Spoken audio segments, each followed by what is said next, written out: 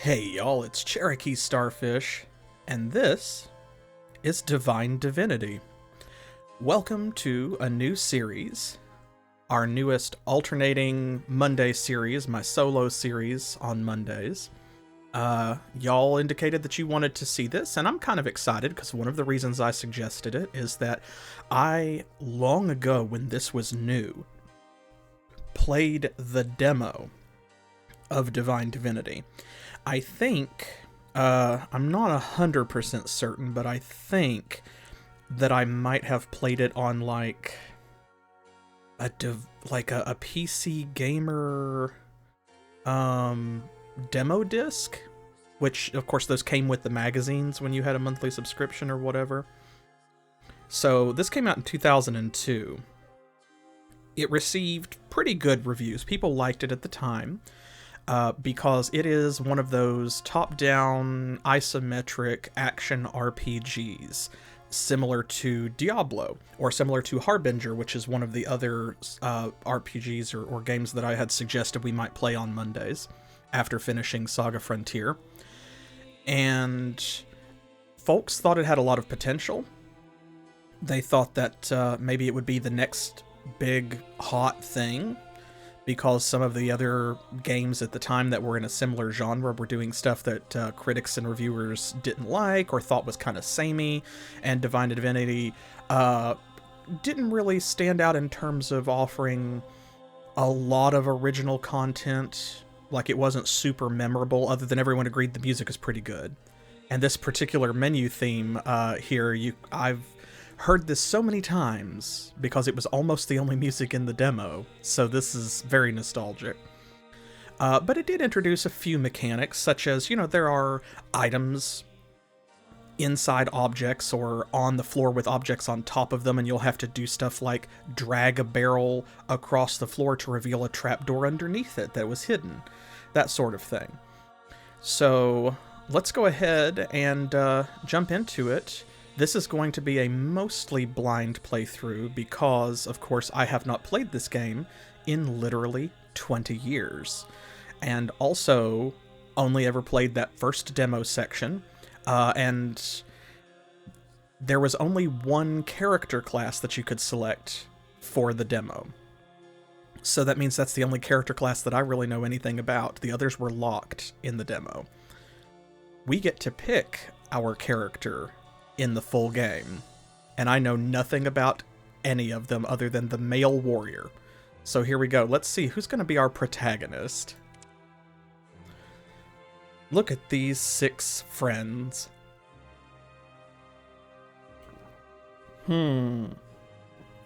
So we have, oh, that's interesting. Oh, that's neat. Look, I can draw little designs.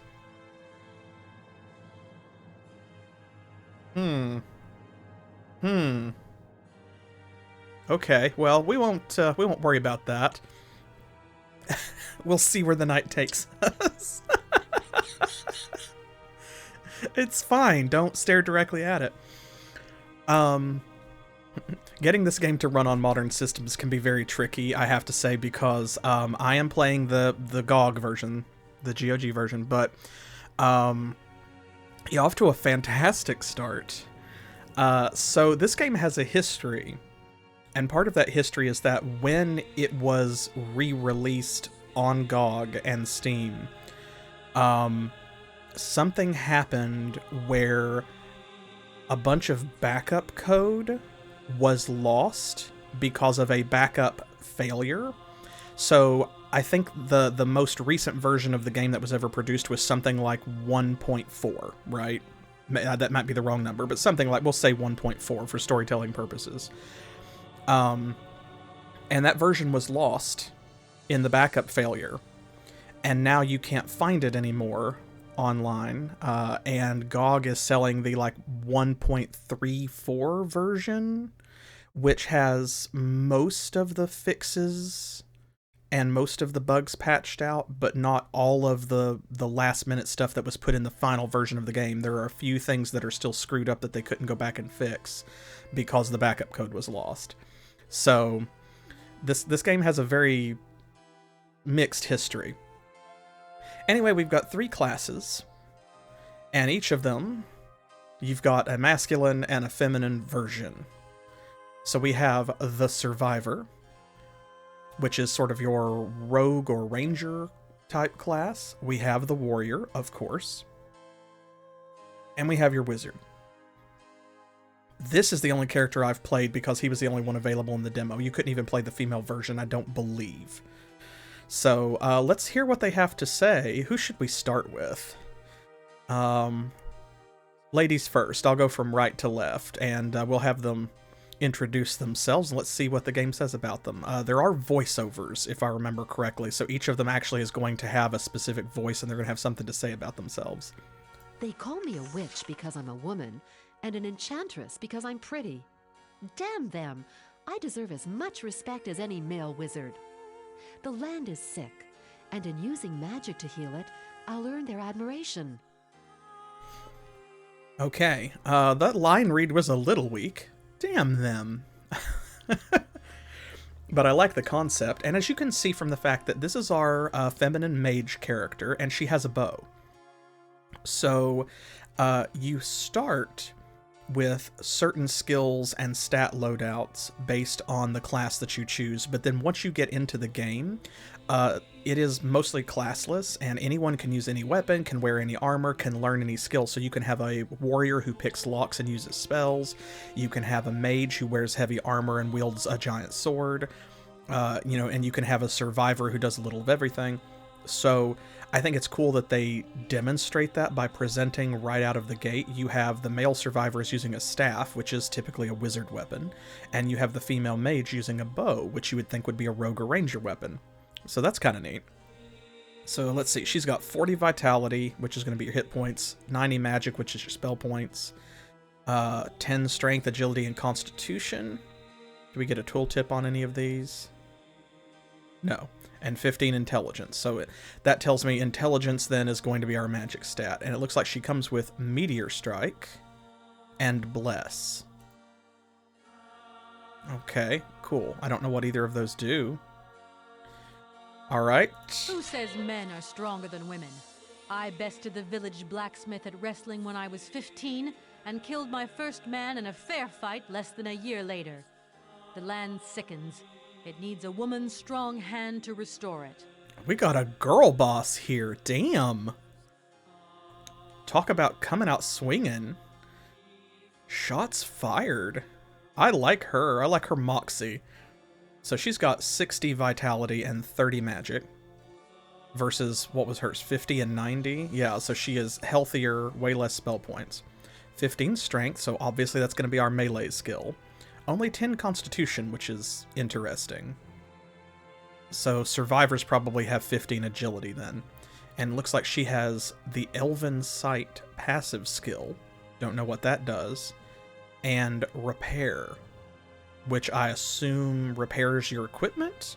Oh, do we have equipment durability in this game? Oh, boo. Boo hiss. Boo to that.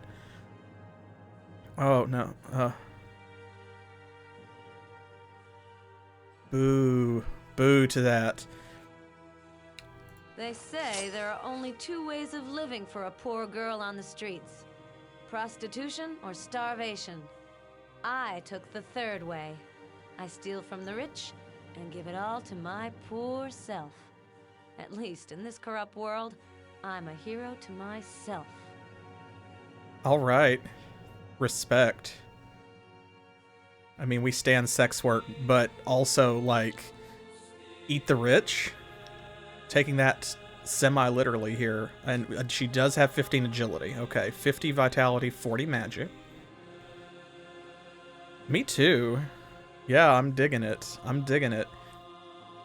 Looks like she has Identify as a passive skill. That probably helps you to reveal the hidden properties of enchanted items. I would say magic items especially, and maybe other items, will have hidden qualities, and Identify is going to reveal those without having to pay some NPC to do it. And then, of course, yeah, she's got Lockpick.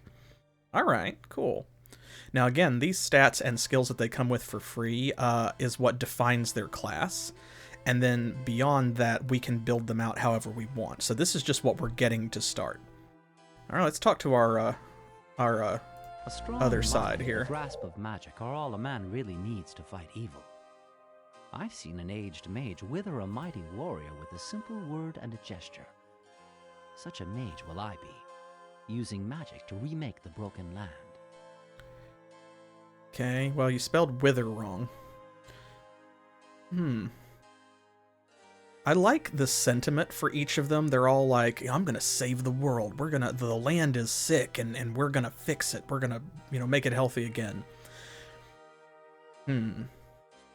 So, the story here of Divine Divinity is that there was this council that sacrificed themselves to stop the summoning of a demon or something like that.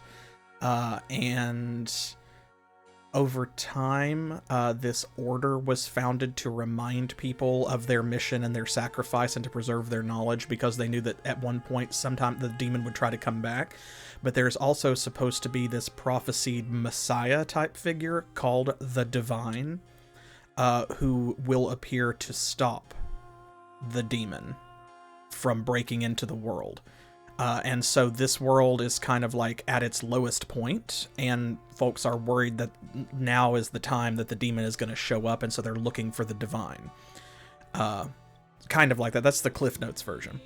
Now it looks like he's actually got different spells from her. His stats are the same, but he gets Summon Vermin and Meteor Strike. Okay, so she got Bless. He gets Summon Vermin. Interesting. I like his voice. The character portraits are all kind of hit or miss just because that art style's a little wonky, but... I am strong, as a man should be.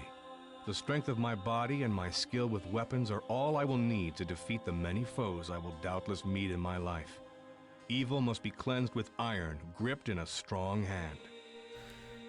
So this is just your typical axe-wielding, shirtless dude in a BDSM harness. Strong as a man should be.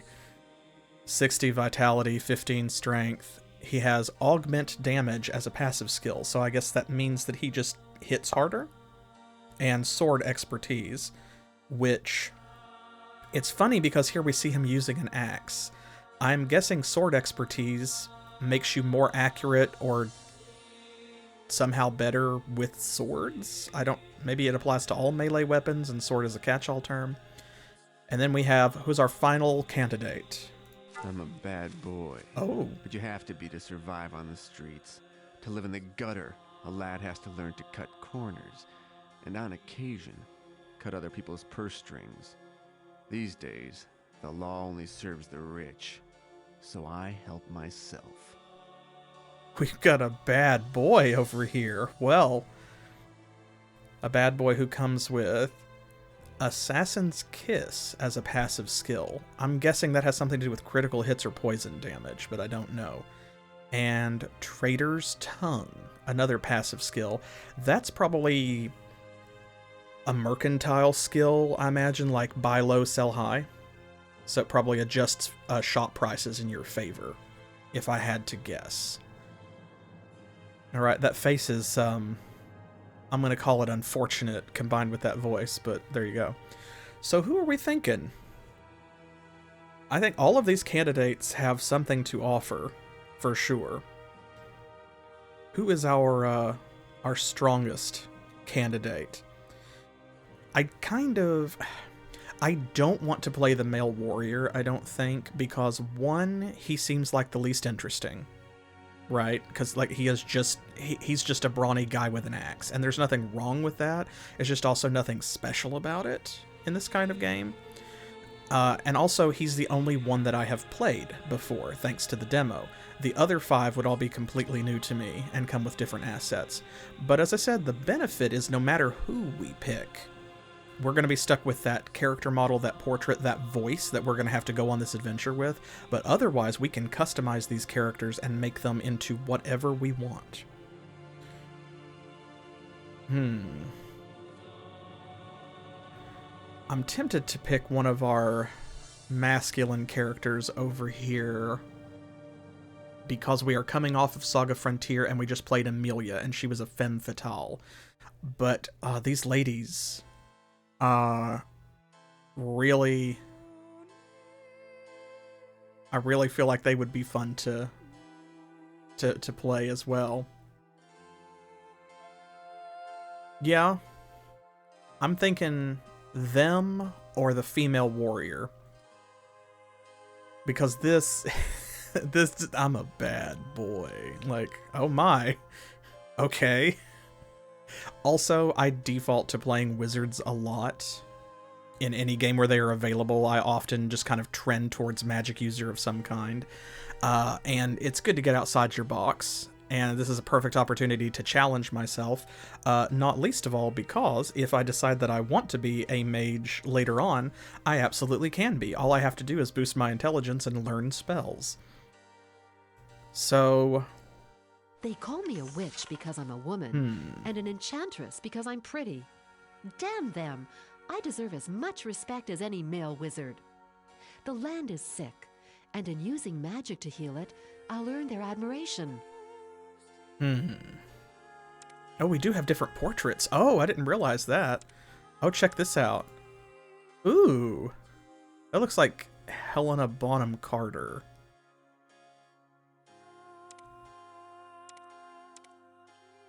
Okay, interesting. I didn't realize that these were clickable. So we have 1, 2, 3, 4 different portraits, presumably for each character.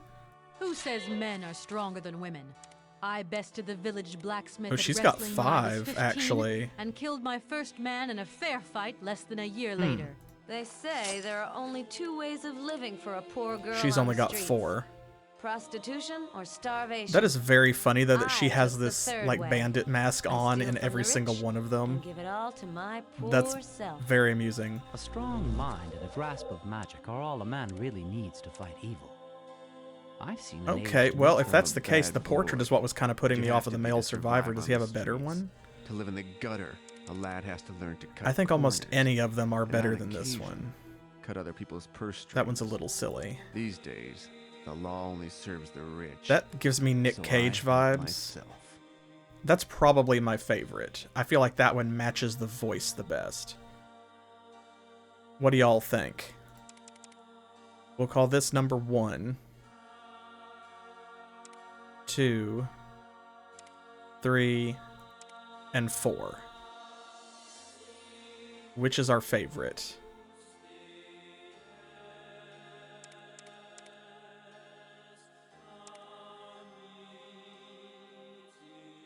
Yeah, that's definitely how I feel.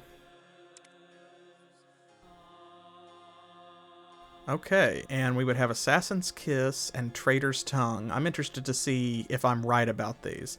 Okay, let's do it then. Let's go with, let's have a male survivor with portrait number 4. What is this bad boy's name? I love how Hero is just the default name, so like if you accidentally click the check mark over here, you're just going to be called Hero. What's a good fantasy rogue name? I'm always torn between coming up with a serious suggestion. Abbad. like that, kind of like an Arabic spelling or something. That's very funny. I'm a bad boy, you know? He did tell us. He did tell us, actually. I'm always torn between trying to play it serious and come up with a genuinely good fantasy name, versus like some kind of ridiculous pun or just a truly silly modern name like Trevor. Like, this is Trevor. This is Chad. He's definitely a Chad. This is a Kevin, I think. Not quite a Kyle, maybe a Kevin, you know. This could be a Lisa. Okay, no, you know what? I like it. He did tell us. He introduced himself. I'm a bad boy. How do we feel about that spelling? Is that... Okay, the cursor just looks weird. Yeah, okay, let's do it. I dig it. Let's get started. Let's dive right in. Here we go. Welcome to Divine Divinity.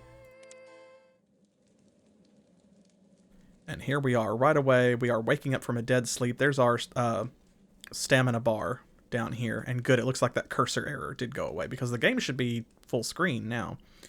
So we have, this is our mana. Yep, we do have 40, even though it's called magic and not mana in the main menu. And this was called vitality. Here it's called health. And then this is our skills, our statistics. That's the main menu. Combat mode, which we can just turn on and off. That, like, see, it sheathes our weapon or takes it back out.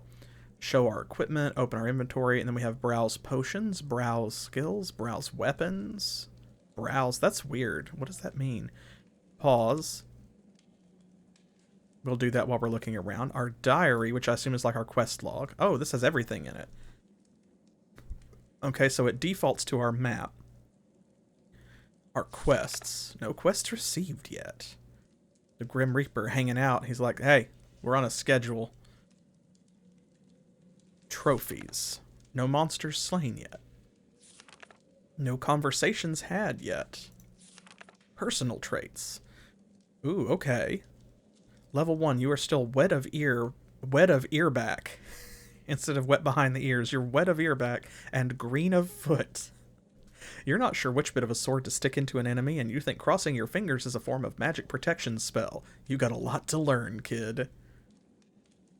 Interesting. Okay, so I can use the mouse wheel to scroll up and down, but if I do, it like jerks my cursor over to the side. That's weird. I will just click then. Strength 10. Frail old ladies beat you at arm wrestling, and you would have trouble lifting a weapon, let alone fighting with it. Don't try to be a warrior. Agility 15. You are as clumsy as an ox and are just as slow on your feet. The village healer believes you may have a severe glandular deficiency.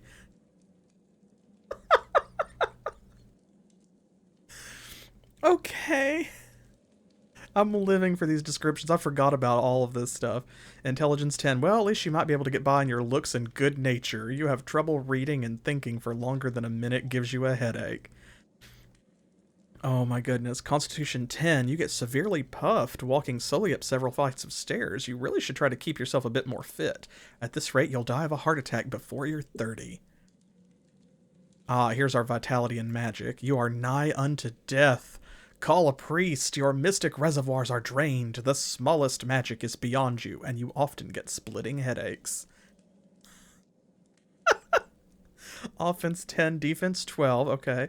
You're no fighter. Since you are very unlikely to hurt anyone, have you considered becoming a healer? You simply don't know how to look after yourself in a rough situation. Keep your head down, or you'll lose it. Ooh. Resistance to lightning 0. You have no defense against lightning-based attacks. Join the majority of the human race. Avoid annoying wizards and gods.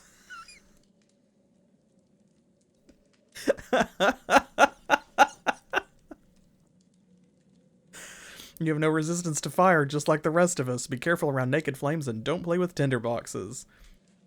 Oh, you are particularly prone to poisoning. Avoid moldy food and causing annoyance to aristocrats with big hinge-topped rings. And you have very little spiritual resistance. Let's face it, you are not cut out to be either a priest or a ghost hunter. Oh my goodness gracious. Okay. And we can turn our auto map on and off. Good. Alright, let's start with our skills. So these are divided into 4 categories per class. We have the Way of the Mage, Way of the Survivor, Way of the Warrior. See? And then under Way of the Mage, we've got like powers of matter, powers of body and spirit, powers of summoning, elemental powers. So we have, let's see, Hell Spikes. This is, I think, yeah, right here we have skill points. I think is where that goes. And this is where we can purchase skills. Because you'll see if they are lit up like this, if they're in bold color, that means we have the skill unlocked.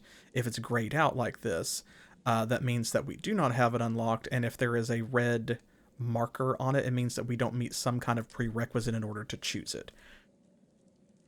So, let's see. Elven Sight. You can see further and thus target and attack your enemies from afar. Ah, what do your elven eyes see? Path of the Warrior Gods. Enchant Weapon. Allows the caster to magically charm his weapons to enhance their damage and efficiency. Only weapons which have a certain charm quality can be charmed. Repair. Repair items up to 60% of their original shape. Okay. Magic cost, yeah. Augment damage. Through magical methods, you temporarily gain the insight and knowledge of Master Warriors and do more damage to your opponents. Every successful hit gains a 1+2 bonus in damage.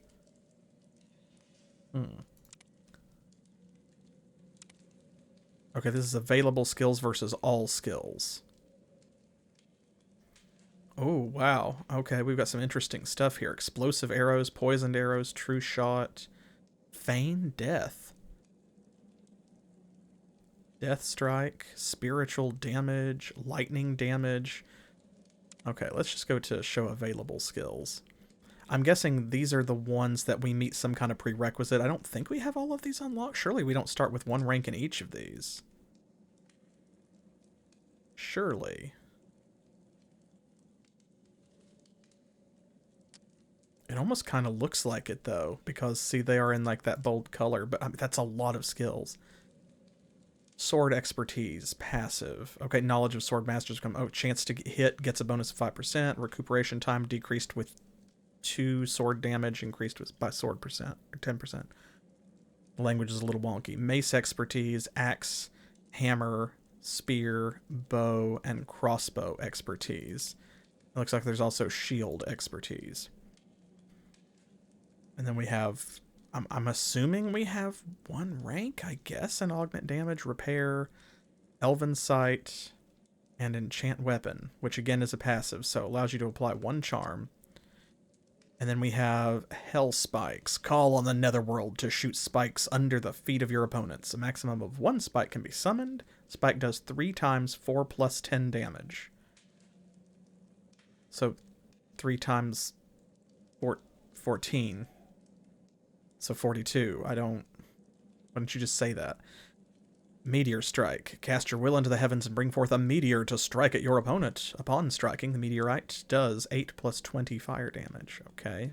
Magic cost 2. Wizard sight. Use the power of magic to cast your view into areas your feet have yet to tread. Penetrates the shroud for 1 time unit. Allows you to look through roofs.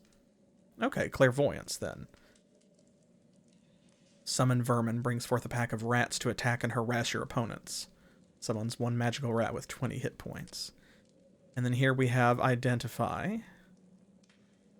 Much used by the merchants, this skill grants you the ability to accumulate or accurately evaluate the properties of items both magical and mundane. Okay, so it's the Path of Lore. Path of the Divine under Survivor, that's interesting. Path of Talents. And Path of the Thief. Okay, so actually, I think that red dot, I had it wrong. These are skills that are available to us. These are the skills we have ranks in, because those are the only 2 that we've got. So I guess that is showing that it's like level 1, because we have 1 red pip or something. And we cannot level it up again at the moment. So that the red could still indicate maybe we don't meet a prerequisite. Assassin's Kiss greatly increases the damage done when using the backstabbing ability of a weapon. 10% chance of adding backstab damage to weapon. Backstab damage does double damage. Okay, so hitting people from behind with daggers and stuff. And Trader's Tongue. Through quick wit and slick talking, you're able to persuade merchants to offer you better prices. Prices are decreased with 5% of the normal price. Okay, so I was right. It's buy low, not necessarily sell high. All right. So, now that we've done that, browse skills. Okay, so that pops up and shows us what skills we have. So browse skills and browse weapons is like our quick menu for stuff that we actually have. Interesting. Here's our character sheet. Abbad Bohi is a level 1 survivor. We need 2,000 experience to level up. Okay, here we go. Here's an explanation of our stats. Vitality is a measure of how healthy you are. If it reaches 0, you die. Our vitality is 50. Our health is also 50. So vitality and health, I guess, are synonymous. Magic and mana are synonymous. And here it even calls it mana represents the energy pool. Okay. Strength. How much you can carry, what items you can equip, how much damage you do in melee combat. So we've got +1 to damage, +200 to weight. Our max weight is 1,800. We have no gold, by the way. Agility. What you can equip, accuracy in combat, proficiency in evading attacks. That makes sense. So +10 to offense and 12 to defense. Intelligence, how much spells you can cast, +40 to mana. Okay, so that just increases your mana. Constitution, vitality, and stamina. Okay, so that determines our hit points directly. And also gives us 3,000 stamina, which is like running around, and I think also combat actions, like swinging your sword takes stamina. Offense rating is how accurate you are in combat. So we have a 68% chance of hitting a normal level 1 monster. Defense 12. 49% chance of being hit by a normal level 1 monster. Okay. It's our damage. 17 successful hits to kill a normal level 1 monster. I like that comparison. Armor. When under attack, has a possibility to absorb some of the damage being done to you, so it's damage reduction. Each piece of armor has a chance to absorb damage and an armor value. Armor rating reflects the average armor value for your character. And then, of course, lightning resistance. Higher your resistance, less damage you receive from a lightning attack. Same for all of those. Reputation. Determined by your actions in the game. A higher reputation will make trading and conversation easier on you, while low reputation might cause some characters to avoid you. People are currently neutral towards us. Alright. We have, what's our gear? We have nothing. But we have, looks like a weapon and an offhand slot. It shows a shield, but in our skill menu it showed the survivor dual wielding. So, and we've got a helmet, a necklace, body armor, belt, legs, which is separate from boots, 2 ring slots, and gloves. Fair enough. Seems very Diablo-esque. And it looks like we have nothing in our inventory. They have it divided into tabs, though, which I like. Okay. Well, so let's look around and see what we can see. What is the pause button, by the way? Okay, it is space. Good. It usually is. So what do we have here? An empty washing tub. Weight 50, and we could just take that. A bed. Wrecked sandals. Durability 1, weight 3, armor 20. 5% chance of absorbing damage. Well, better than nothing, but only just a minor healing potion.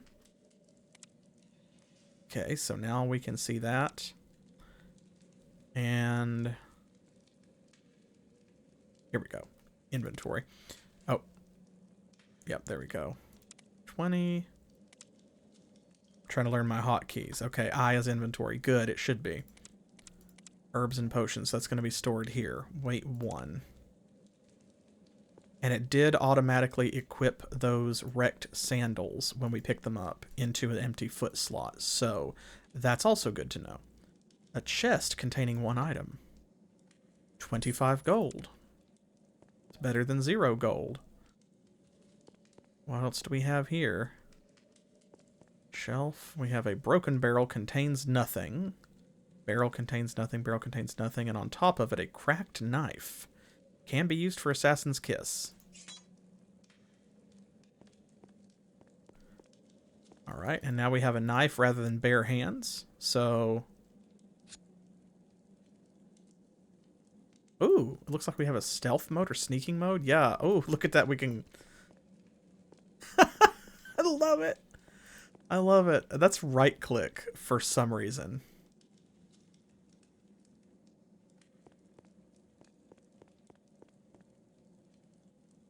Okay, let me go ahead. I'm gonna.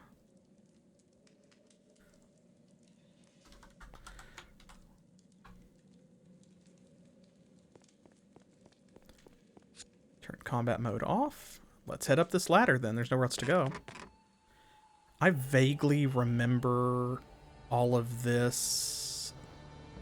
We need to talk to a guy. You're awake at last. Here we go. How are you feeling? Oh. Who are you? How did I get here? My name is Joram. I'm one of the healers here. As to how you got here, well, it's an odd tale. 3 days ago, while I was searching for some herbs on the edge of the forest, a small white cat drew my attention. I mean, it actually seemed to want me to go with it. I followed it cautiously and literally stumbled over your unconscious body. I immediately brought you back here. It was lucky for you that cat was watching out for your interests.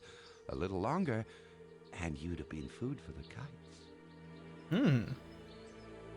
So, a little white cat saved us. Interesting. Well. Okay, we've got a polite answer. We also have trade and history, so we can see their attitude towards us. We can attempt to give them something, and we can see the conversations we've already had with them. Neat. Well, my thanks for saving my life, such as it is. I'm in your debt, friend. It's a good thing that a lot of this is voiced. I don't think all of it is, but... You're welcome. And don't be glum, whatever your problems are. If I hadn't found you when I did, with the help of good fortune and a cat, you'd be stone dead by now. We healers have a saying, as long as you've breath, you've reason to be happy. Okay, so what is this place? You're in my house in Aleroth, a small community of healers. In normal times, this place would be bustling with activity, but things have been rather quiet due to the recent troubles. Ooh, recent troubles? Sounds like a job for a bad boy. You mean apart from the orc bandits infesting the woods, and the fact that we've lost contact with the source? Well, our leader, Mardanius by name, seems to have gone... How should I put it? Well, he seems to have gone as crazy as a loon. Mardanius is crazy? Yes, that's the only way to put it. He's constantly raving about dark chambers and evil spirits, and he thinks everybody is a servant of the dark powers. If I didn't know any better, I'd say he's been possessed by a demon. Of course, that can't be true. Nobody has gone down with possession in centuries. Well, let's see. We have two options here. That's strange indeed. Is there anything I could do to help Mardanius? Or dark chambers, evil spirits? That does sound like a demon in his head, all right. Look, why don't I repay my debt to you by putting the old boy out of his misery? Oh my. We'll just kill Mardanius if you're too cowardly to do it. No. Let's see if we can help first. Well, that's good of you, my friend. And I don't want to sound rude, but we are, after all, professional healers. If we can't help him, I doubt a simple adventurer could do better. Then again, so far all our efforts of curing him have failed, and the man is in constant mental pain. Maybe strange illnesses must be cured by strange methods. Fair enough. Where can we find Mardanius? Follow the street outside my house, a little bit to the south, and then go west. His house is next to the old well. All right, well, take care, Joram. Before you go, I couldn't carry your belongings with me when I brought you here. Feel free to take anything you find necessary from my house. We healers believe in sharing what we have with the needy. Oh, well, I was going to do that anyway. No, thank you. I like that there is an explanation for why you wake up with literally nothing but the clothes on your back, though. Oh, you're very welcome. You can always repay me later, if you feel in my debt. Perhaps you should pay George a visit. He has a small shop and could provide you with some basic gear for a reasonable price. But I'm sure an adventurer like yourself will find ways of making enough money, even here in poor Aleroth. And where is George? He lives in the southeast of the village, near the gate. All right, thanks. Let's get started. There's Joram. Bookcase contains one item. A manuscript. Dear Joram, I know that I still owe you 500 gold pieces, but I simply don't have the means to pay you back at the present time. Since the orcs started raiding woods around Aleroth, I've only had a trickle of customers. Money's tight for everyone these days, I suppose. Please be patient a little bit longer, until the ducal army comes to clean out the woods and trade revives again, and I promise to return your kind loan with interest. Thank you again. Warmest regards, George. Okay. Interesting. A blue flask, wooden chair. We can interact with so much. See, like, there's the door, and you can actually see through windows and stuff, which is kind of neat. It's all at this weird slant. I remember thinking that felt really awkward when I was a kid. Plate. It's another manuscript. I wanted to read that. Dear Joram, visitors are no longer coming to Aleroth due to the gathering of orc raiding parties in the woods. I'm of a mind that we should think to ask the ducal army for assistance. Surely it is just a matter of time before those foul orcs will attack the town. Regards, Lanalore. Nothing in that chest. Anything in here? A book. Herbal medicine refers to the use of any plants, seeds, berries, roots, leaves, bark, or flowers utilized for medicinal purposes. Using herbs is an ideal way to cooperate with our own innate healing power. Herbs may also, of course, be used to flavor food. The elves use herbs to produce aromatic oils for soap and fragrances, which are much in demand by human and dwarven aristocrats. Okay, cool. A minor healing potion. We will take that. Let's see, bookshelves. Oh, there's multiple bookshelves. Look at that. See, this one was all one item, but here, individual shelves. That's kind of neat. Book. The northern section of the land of Rivellon is dominated by 4 key localities: the Dukedom of Ferrol, the populous town of Verdistis, the shadow-haunted Dark Forest, and the legendary Dwarven Halls.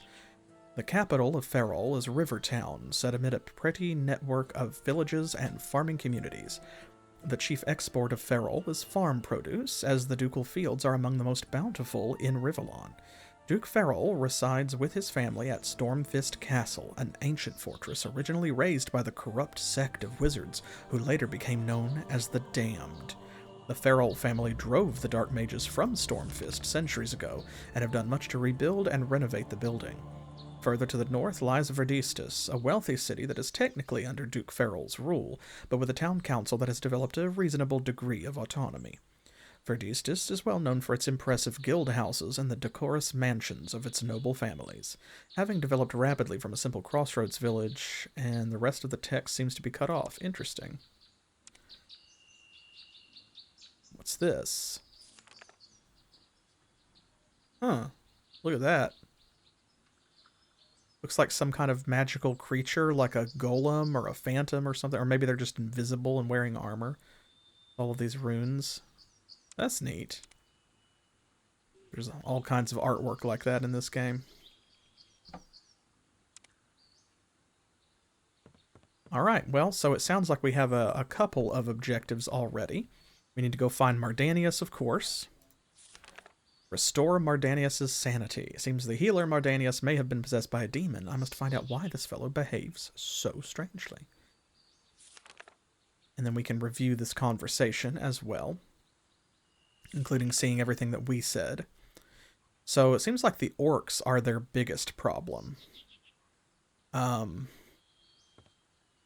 But then also it seems like George owes Joram a bunch of money, 500 gold plus. And he said that they'd lost their connection to the source. Ooh. Mardanius, my poor old friend. What are you doing outside? What? Oh, it's you, Lanilor. I was... Ah, he will come! The end is upon us! Shilloi! You're raving, Mardanius. You must take more rest. Come, let me take you home. But Nemesis is near. We must be vigilant. We must be pure. We must behave. Oh, what did you say, Lanilo? Rest? Oh, yes, I could try to sleep. If only the voice in my head would be silent. Okay, so there's Mardanius. And Lanilor is that elven healer helping him out. I kind of remember that. Sign. Beware, dangerous dwarf to the north. Signed, Lanilor.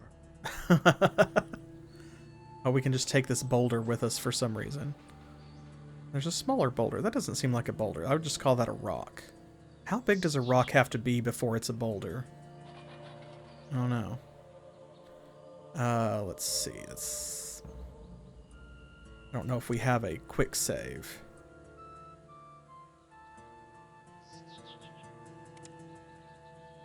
I suppose we should also probably do a safety. And actually, let me check our keybinds here. I have already adjusted these things. Of course, now if I need to change the sound balance or something, do let me know. Otherwise, let's see.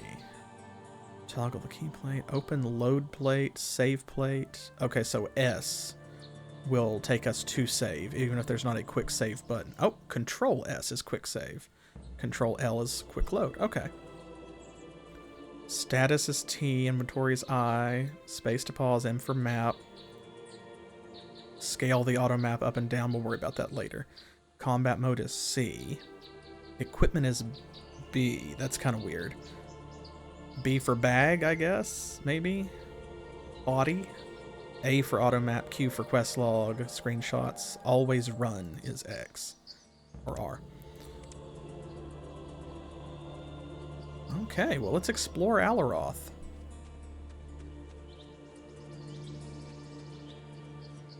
Ooh, herbs. Hello? Can we do anything with herbs? No? Okay. Might need a skill that we don't have, like there might be an herbology or healing skill. Because I think that there's crafting in this game. So I think that like with the right herbs and mushrooms and stuff like that, you can actually make your own healing potions and so forth. I believe is the case. Can't see very far. I can tell I'm definitely going to put ranks in Elven Sight. For sure. Because this right here is quickly going to become intolerable for exploring like open areas like this. In dungeons, it may not matter because you're trapped by narrow hallways and small rooms anyway. Otho's pig. And that's Otho. Hello. Gods, what's the smell of pig flesh?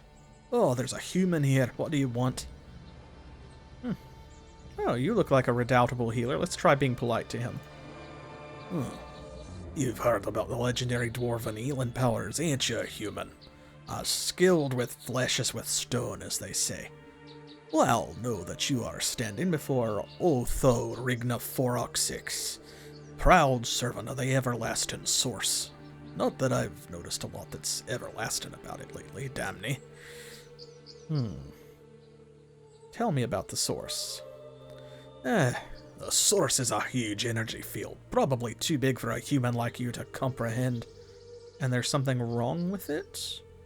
Something wrong? Something wrong? Everything's wrong, damn you. I can't connect to it anymore. First I was thinking it was because I drank too much of that foul brew Gemo calls ale, but all the healers here lost their link to the source. This'll kill those poor lads for sure. Oh, are there patients here who can only be healed through the source? That's a good question. Soldiers, both of them. Survivors from a skirmish with some orc bandits. Conventional doctrine and the few minor healing spells we got to hand have failed. Only infusing them with the source could save them. Or Gamo's healing shrine, of course, but that's busted too right now. What about a shrine? Gamo has a shrine that's connected with the source. It produces healing gems, which we can use to heal patients. It's something we use when we have a lot of patients, because connecting to the source can be pretty exhausting. Unfortunately, the shrine won't recharge itself because it's lost its connection to the source as well. There's only one charge left, and we can't use it to save both of them. One poor sod will have to die. Ooh, so you can't decide which patient to save with the last healing gem. Tain't as simple as that. Problem is, our healer vows stop us from killing, even by inaction, you see. You give the gem to Gomo's patient, mine'll die for sure, and vice versa. Either way, we'll be deciding who lives and who dies, and we can't do that. Where can I find the shrine? Thinking of taking matters into your own hands, human? Think you can judge which of two good men's more worthy to live? Damn. For a while there, I thought you weren't as callous as you looked, but I should have trusted my nose. Only 1 in 10 of you pig-skinned humans has got the soul the 7 gods gave a goat. I'm not going to tell you where the shrine is. It's the only way to see that you do no harm. Now go away. I have serious matters to attend to. Wow. That turned around really quickly. Okay. Huh. Charming fellow. Now we have another predicament, though. The soldier Verlet was badly wounded during an orc ambush and is now in the care of the dwarven healer Otho. To heal Verlet, I need access to a shrine of healing near Gomo's house that produces healing gems. Otho told me that the shrine doesn't recharge itself. There's only one gem left. The lizard healer, Gomo, is treating a wounded soldier who is in need of this gem too. I don't like the aspect of making a moral decision who should receive the healing gem. I need to find a way to duplicate the gem if I want to save both patients. Ooh. Okay. So good. Usually in a game like this, there is a way to do like both of the things. So we'll have to be on the lookout to see if we can get a better ending. Can I? Oh, that's just an empty flask. Well, that's fine then. Cask of ale, of course.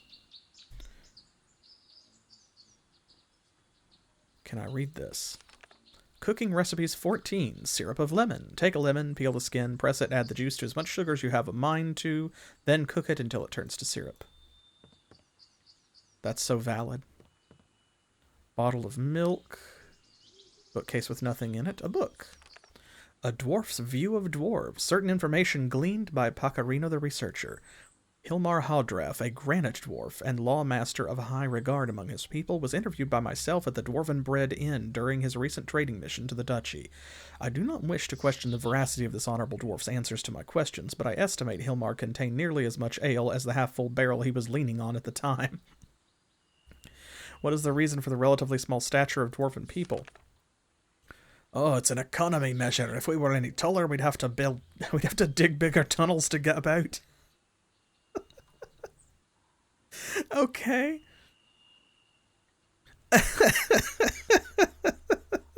Fair enough. How tall can dwarfs grow? There was once a dwarf who never drank mead or ale. Poor bugger grew to a height of 4 dwarfs on top of each other. That's why we dwarfs drink alcohol from birth, to stunt our growth to a decent size. Okay. Who is the shortest dwarf you ever heard of? What is this obsession with their height? Oh, there's this clan of dwarves I once heard tell of. Not one of them was more than 3 handbreadths high, so they say. Some bloody humans enslaved them and forced them to work in their gardens, digging, pushing little wheelbarrows, and helping to fish in ornamental ponds for their food. Shameful. Shameful. Is he talking about lawn gnomes? Oh my god. Lawn gnomes confirmed canon. Why do dwarves never shave their beards? What, and end up looking as ugly as a human or an elf? Never. The animosity between the elves and dwarves is ancient, but we humans do not know why you dislike each other so much. What is the reason? There's nothing wrong with an elf that you can't fix with a good stout axe. That's an old dwarf saying, you know. The truth is, elves are folk of the forests and outdoors, while dwarves are folk who love rock and tunneling. It's hard to like someone when you got nothing in common with him or her. Still, I've known some good elves in my time, even if they can't hold their ale. And how much ale can a lone dwarf drink in one sitting? I don't know. How much ale is there in the world? What's the maximum lifespan of a dwarf? Very old by your standards, human. Your race, the imps and the orcs, all died tragically young by our standards. You'd think yourself ancient if you topped 100. For a dwarf, that's a deal short of middle age. Only elves live longer than we do. Why do dwarves restrict the supply of gold so carefully? If you traded all you've hoarded away, everybody would be rich. No, they wouldn't. Everyone would still be poor, but gold would be next to worthless. You other races simply don't understand the concept of monetary inflation. Why do dwarves ever wash themselves? Oh, rude. We do, human. We just don't wash in disgusting water the way other folk do. Every morning I give myself a refreshing grit rub down, then I splash myself with a little soured mead. Makes me armpits nice and sticky, and the aroma's irresistible to the lady dwarves. Oh, Lord. It's said that you dwarves have thousands of words for stone in your language. Why so many? Well, how many words do you have to describe the weather, human? Stones are natural mediums. Strata of stone are the same to us as the sun, clouds, and wind are to you. Now bugger off, that sweet little dwarfette with the big biceps has given me the eye. I tell you, soured mead catches their fancy every time. Oh, for Lanalore, best wishes to your Mandrasan, signed Otho.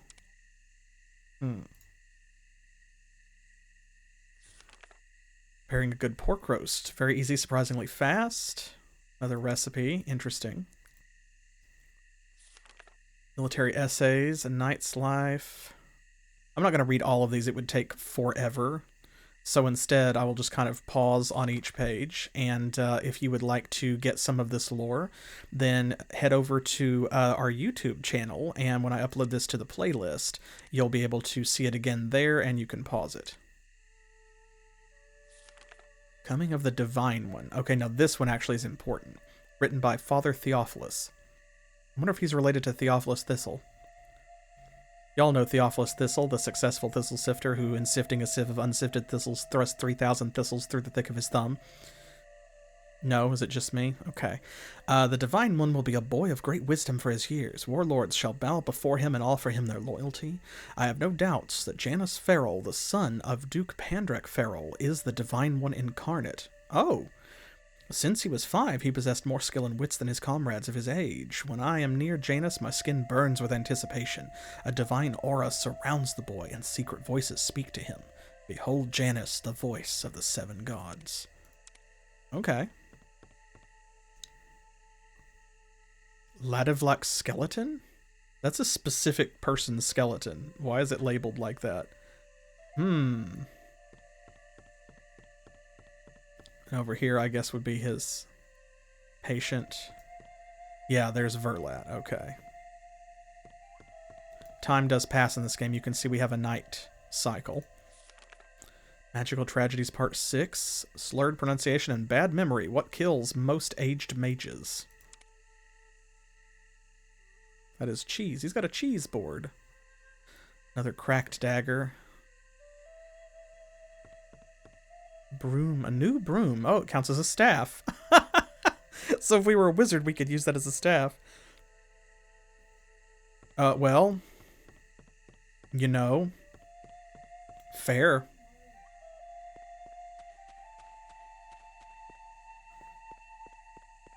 I wonder if different monsters come out at night. And stuff like that. Like, will we have to worry about anything different?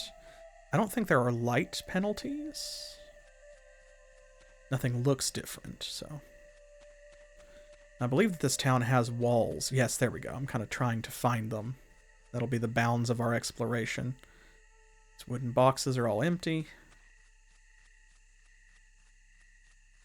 Anything interesting over here?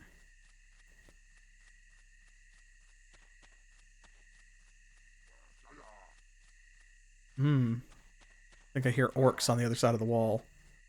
Perhaps. Here's something anyway.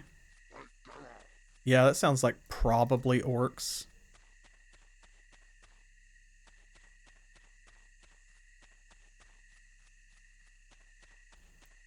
Now. I want to toggle the auto map. I want to go to the actual map screen. Okay, so is that the one that's like, is that A? Yes. Okay, weird. So M actually turns your auto map on and off, and A takes you to the whole map. Weird. Okay, we can put pins here, so we should probably do that. Okay, so we'll say that's Joram's house. Otho's house. We don't know what anything else is yet.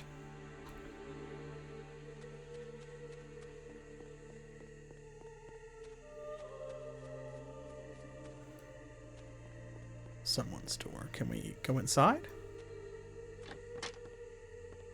Oh, this looks like a storage building, maybe. No, there's a bed in here.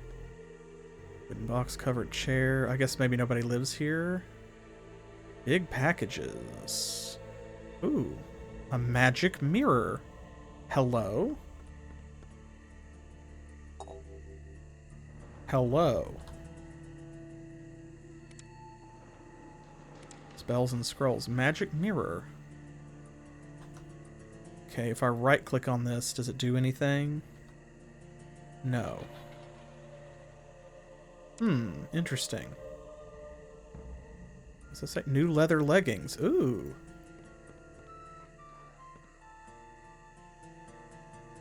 There we go. See, you can actually, like, move stuff. Kind of stack it up. See, check this out. You have to be close enough to manipulate it, but... There we go. And there's even sort of physics, like stuff that's on the top of the stack will fall down. And there's a book. On Magic Obscura by Mardanius the Healer. Unfortunately, most pages of this book have been torn out. Maybe Mardanius did this by himself in his madness, so the evil forces shouldn't profit from his great knowledge of magic and magical artifacts. Only one section is complete and makes no sense to you. Magic mirrors are far more common than any other objects made by magicians. The making of magic mirrors was once part of the earliest education for young wizards on their entrance to a magic school or circle. You can use the magic mirrors to duplicate certain magical gems. Unfortunately, the magic mirror must be destroyed during this ritual, so you only get one chance at successfully completing the spell. So how do you use a magic mirror? It's very simple indeed, my faithful pupil. First, you have to find a small natural pool, deep enough to submerge the magic mirror completely. On being covered by the water, the magic mirror will vanish completely. Do not be alarmed, this is part of the magic. When the mirror vanishes, simply drop the magic gem you wish to duplicate into the same pool, and the magic will do its work instantly. The copy will be perfect in every way. Use your magic mirror wisely. But one word of warning, there are far more false magic mirrors in the world than real ones these days. Oh, so I wonder if this is Mardanius' house. Okay. Neat. So it looks like we might already have... we might already have a... Let's see. A solution to that particular plot point. I hope so too. If not, then we could have a problem. I seem to remember somewhere around here there's like a cemetery. And if you disturb one of... Ah, this might be it. And it's like if you disturb one of the graves, it's like there's a hidden place you can go down into. See, like here, like you need a shovel or something. If you dig it up, there's like a secret compartment maybe. Oh, that's got a key in it. Here lies Esmeralda, wife to Jake. May she rest in peace. Somebody's added a line on this gravestone. Good riddance. Signed, Jake. Wow. There's a key, though. Interesting. Margaret, plague victim. Okay, so this is where the healers, I guess, bury the people who don't make it, maybe. Dahlia, plague victim. An unnamed victim of fire fever. May he rest in peace. Here lies the late, unlamented Jake. No flowers, especially not from my wife. Signed, Jake. Oh, this is it. I think if you pick these flowers up and put them in front of his tombstone or something, Jake comes back from the dead as a skeleton and you have to fight him. I think. An unnamed victim of fire fever. John, plague victim. Let's see.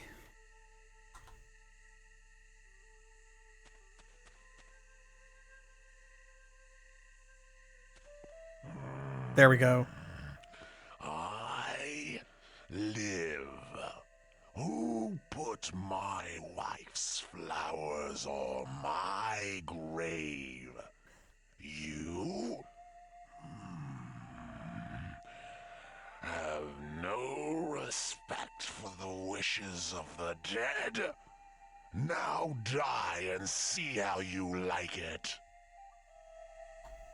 Uh-oh. And there he is, hostile, -100 is his attitude towards us. And he was really tough to kill, I think, in the demo, but part of that might be because I found him. I can't believe I remember this.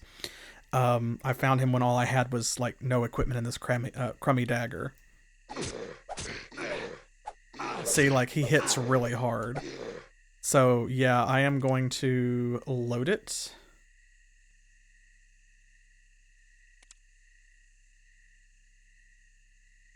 There we go. And we will come back here later because you know we've got to stick our nose in that.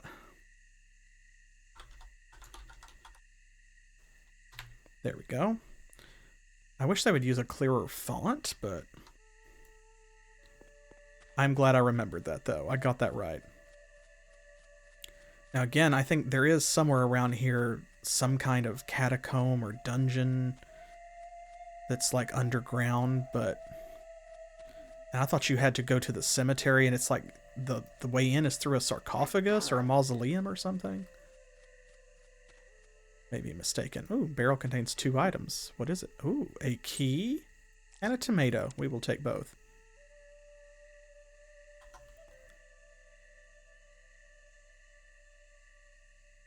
Excellent.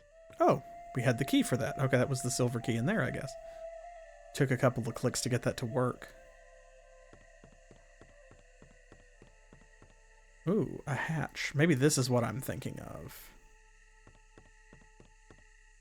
A new cudgel. It's a mace type weapon. Got another one. Oh, wow. Thank you for 19 months, Trance. Dang.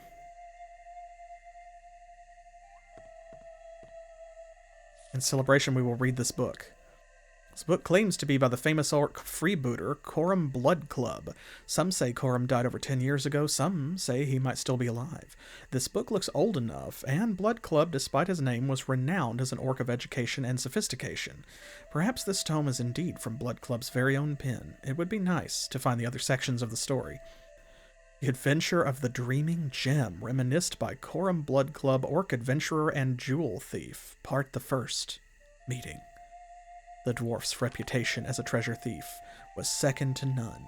That's why I traveled all across Rivellon to meet her. Her professional name was Shadow, and that is the only name of hers that I ever discovered. We met in the Dwarven Bread Inn on the winter solstice of my 21st year. The Dwarven Bread Inn's where all the interesting stuff happens, apparently. She was very comely for a dwarf, with a charming greenish tone to her skin and teeth filed to points.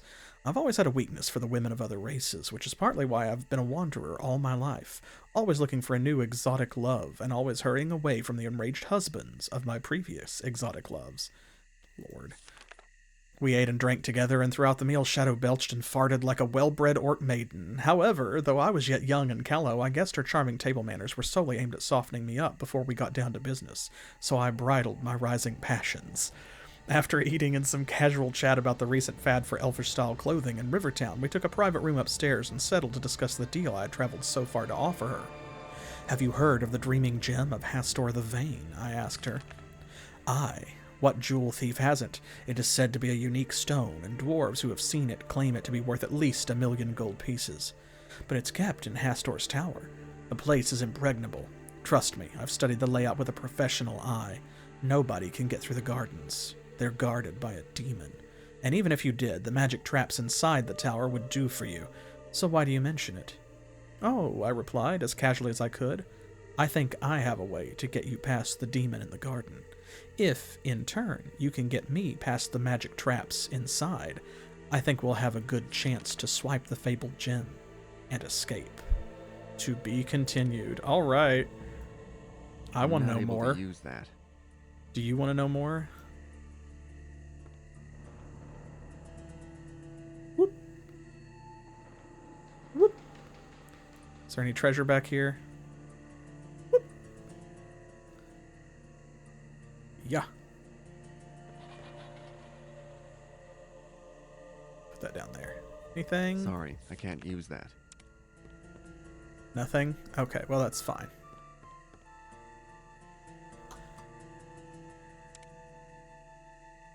Okay. Let's see where this goes. More boxes. Ooh.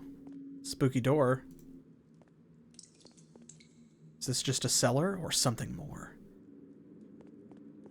I don't like the noises I'm hearing, I'll tell you that much for free. Oh, there's a healing potion. Oh. Okay, that does improve my opinion of this horrible place somewhat.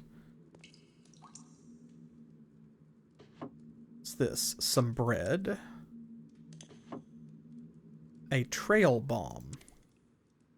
Not sure what that is. That rock looks suspicious, like it might be a skull. I don't know. Okay, we can turn torches, like, on and off. Which means that sometimes there might conceivably be secret passages. For now, we will put the candle back.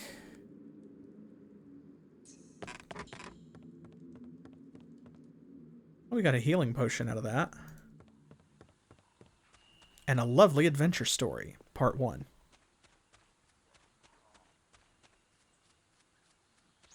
I'm trying to find, like, the outside bounds of Aleroth. Ooh, I saw a red dot down there. An enemy. Ah, we can't see them. They're standing right there, and we can't see them because the wall is keeping them out. That's probably for the best, since we have no equipment. Actually, are these any good? New leather leggings. Durability 3 of 10. Armor 80. Okay, well that's better than nothing. I keep hitting escape to try and close menu screens, and that is not working, because escape does a specific thing, and only that specific thing. There are a lot of rabbits roaming free on the streets of Aleroth. I think that's probably fine. Okay, those must be the gates. Yes. Let's go ahead and actually, we'll put that on the map.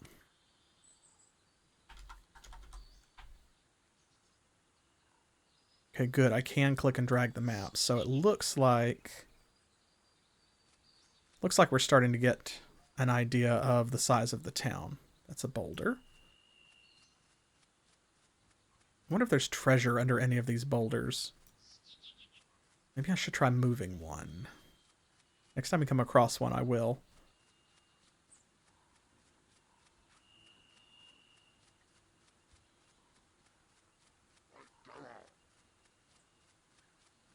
I hear you, orc bandits.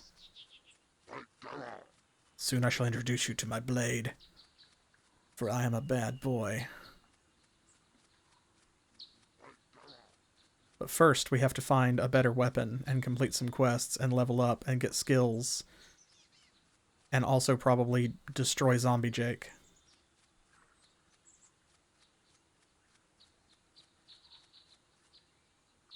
Oh, Flutterby. Okay, here we go. There we go. I think we have... Yeah, we have made a full circuit of the perimeter. Now, we shall begin exploring the inside in earnest. Ooh, what's in here? That's a carrot. There doesn't seem to be a button that, like, highlights interactable objects, so we will have to carefully explore. Which is fine. Now, I'm led to understand by the description on the GOG page that this game has over 100 hours of exploration and adventure. That's a lot, especially when I'm planning to play once every other week. So, if there's 100 hours, and Druidenai, wonder if we can use that for something. But if there's 100 hours and I'm playing for 2 hours at a time every other week, then 50 weeks to 100% the game stretches out into like 2 years of streaming very quickly. So I think this is probably going to be a game where I'm going to have to... Ooh, what was that? I saw something. We're going to have to set... There it is. Okay, broken pick. We're going to have to set some policies. We're going to have to decide, like, we're going to focus on the main story quest. And if an interesting side quest comes up, we can decide to pursue it. But then after we do a side quest or two, we need to come back to the main story and progress, because I actually want to get through the game. And then that also just, because this is a blind playthrough, rather than try to 100% it, it will leave something for you to explore if you enjoy watching this enough that you want to play it for yourself, which I hope that you do. Natural Alchemy, the Power of Nature by Medicus.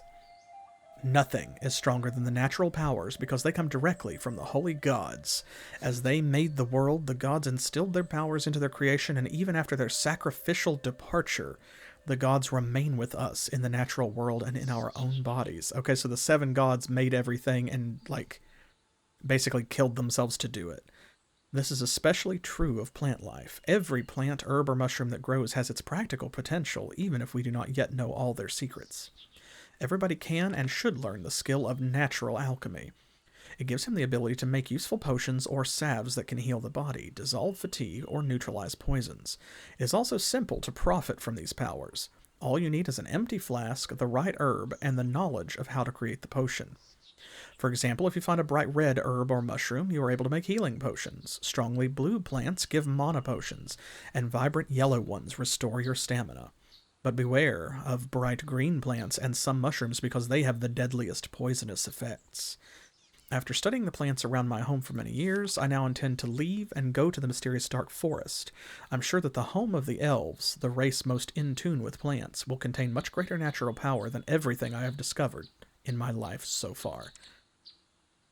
Okay, so we do need a skill. Is that going to be under Way of the Ranger, maybe? Or, let's see, True Shot, Splitting Arrows, Poison Arrows, Explosive, lots of arrows. Path of the Warrior Gods. Oh, I love that Feigned Death is like a winking skull.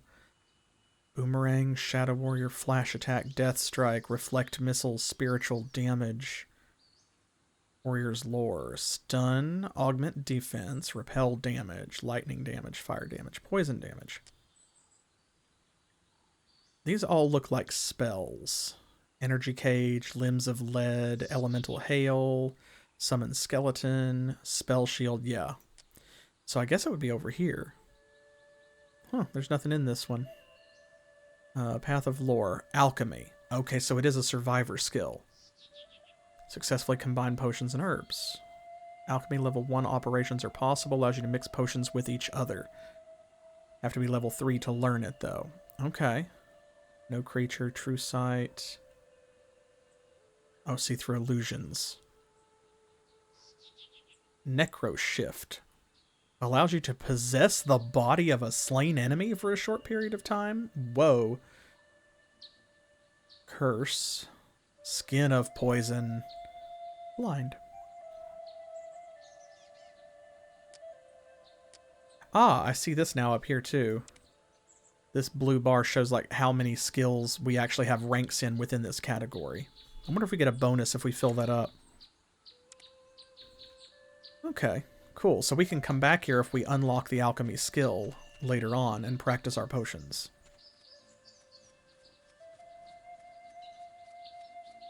Being able to make minor healing potions of our own for free, or close to free, I think would probably be very valuable.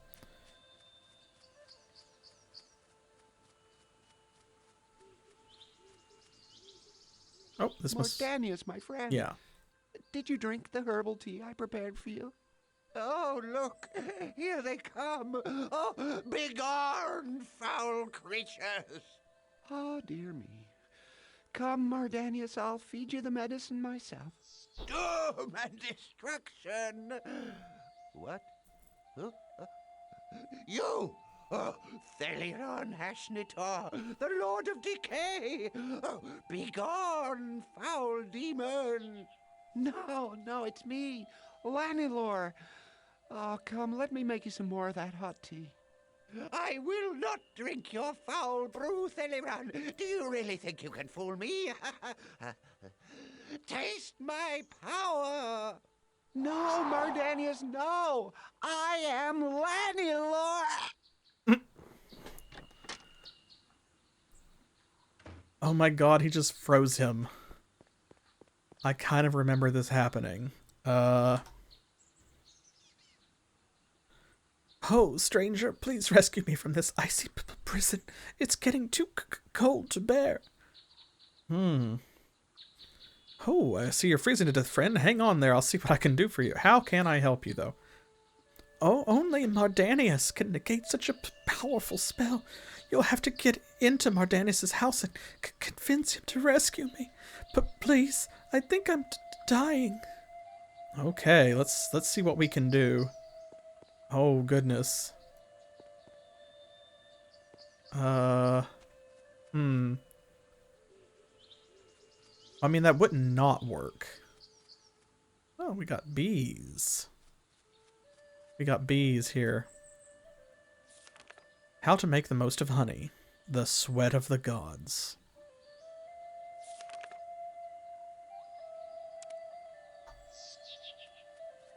Let's see.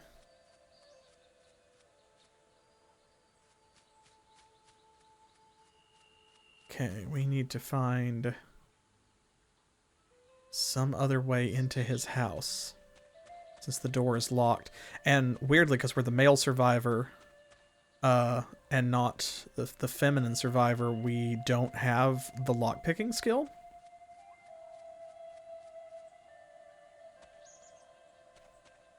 Is there...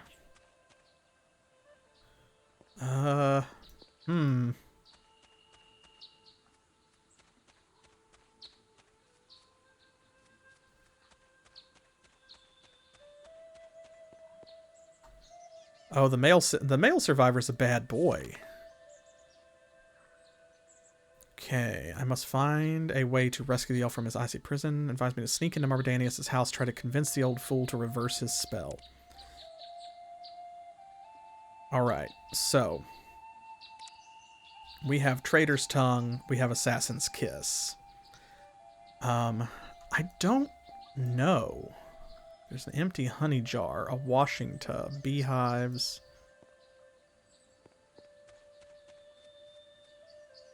A honey rat. Could we lure him out with honey?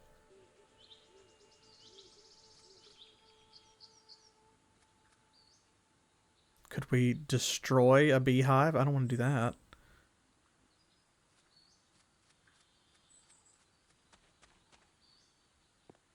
This door is locked tighter than a dwarf sail purse. Doesn't look like we can get in through a window. I don't see a back door anywhere. Maybe we need to talk to someone else and find a key.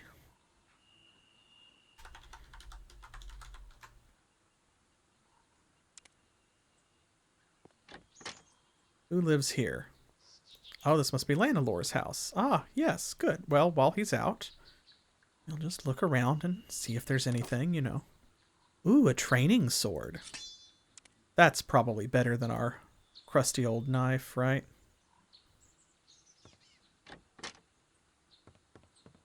Oh. What in the world? There we go. A book. The Exciting Tale of Rothbarg the Barbarian.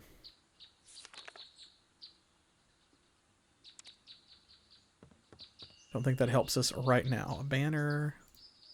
Bookshelves. Cooking recipes 14. Tips for cooking porridge. Drayanka tea from the dark forest for migraines, headaches, and nervous disorders. That must be the medicine that he's making for Mardanius. A finished meal.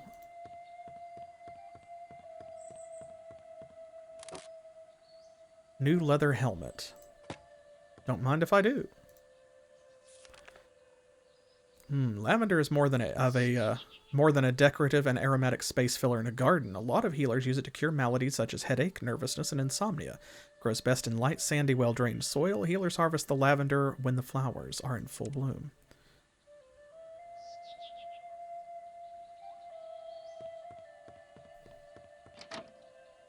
Ooh, worn knife. And a bow. Cool. These are probably better than anything that we have. Can we drag these around? Ah, we can. Look at that. Okay, so we don't have a comparison side by side. This is durability 4 of 11. 1 of 1. Damage 4 to 12. Recuperation 5. Can be used for Assassin's Kiss. This is 5 to 11. Recuperation 10. It's 4 to 12 with 7 durability. Can we dual wield? It does not appear so. Bow, 3 of 13. Damage 2 to 25. Required agility 10. Now, here's the real question. Do we need arrows?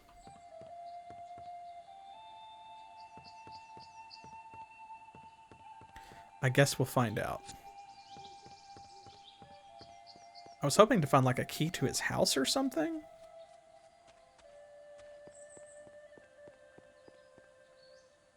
Looks like a statue of Mardanius. Oh, I remember this. There's some kind of puzzle here. You have to turn the dragon statues to face a specific way. We don't have that clue yet. Here's the old well. Joram did say Mardanius lived near the old well.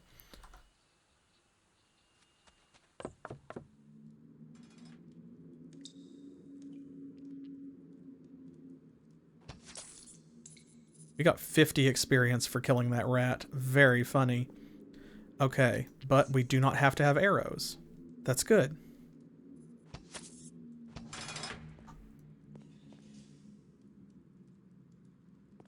We did not kill that rat in one shot.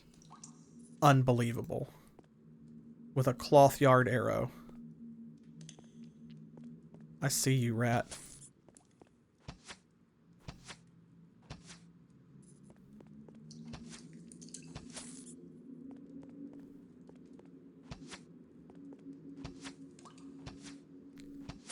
Haha. Okay, we will come back here. So the well is like a secret passage. Let's make a note of that. Oh, we already need to repair some of our equipment. Well, that makes sense. Everything's at like 3 of 11. This is at 2 of 13. We'll do that at the shop. Okay.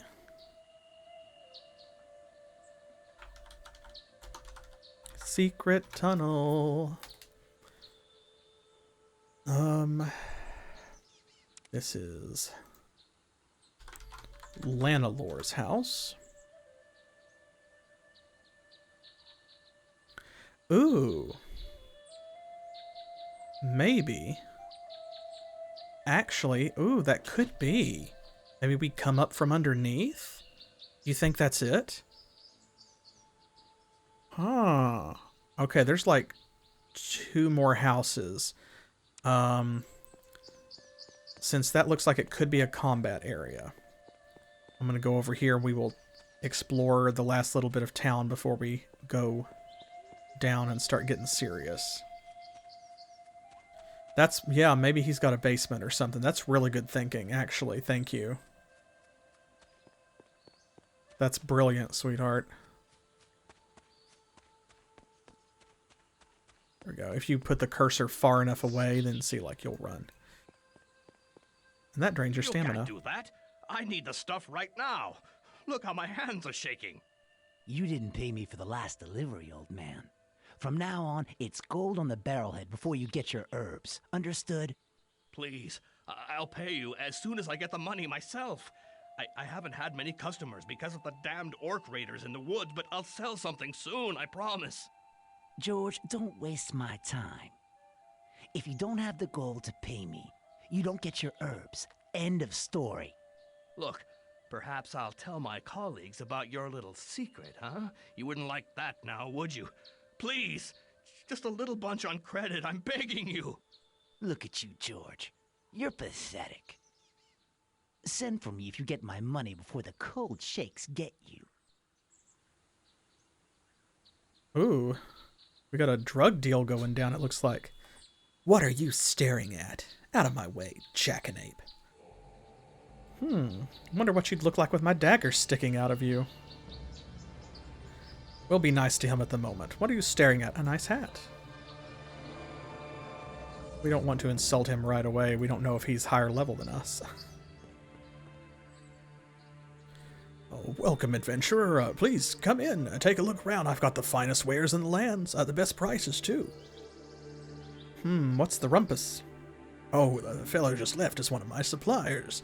We were just arguing about some goods I ordered. He always increases his price when it's time for him to hand over the goods. Damned swindler. Must have been important goods to upset you so much. Now, that's no business of yours. What do you do for a living, then? Oh, I was a healer, but I retired from the trade. I've seen enough belly wounds and gangrene to last me 2 lifetimes. Nowadays, I just run this little emporium. Now, you look a handy type. Care to run a little errand for me? There's a discount on all my wares if you help me out. I'm in need of a special herb called Druidani. There's some in Lanelor's garden, but the damned elf doesn't want to give it to me. You know elves, tight-fisted as dwarves in their own way. Anyway, get me a bunch of those herbs, on the quiet, if you catch my drift. I'll make it worth your while.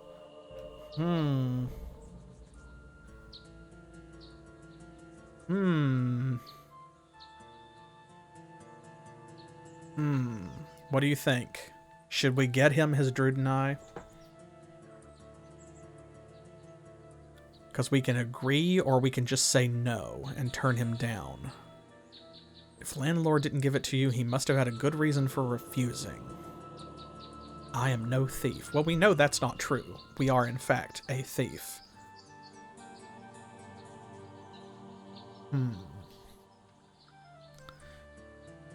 That would probably be a pretty quick way to save some money and get some experience, especially since we don't have a lot of cash right now. But I mean, like, we know what the situation is here.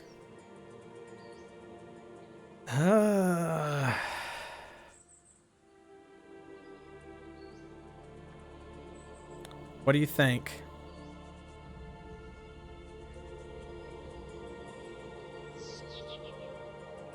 I don't know, I'm torn. That's fair, we are a bad boy.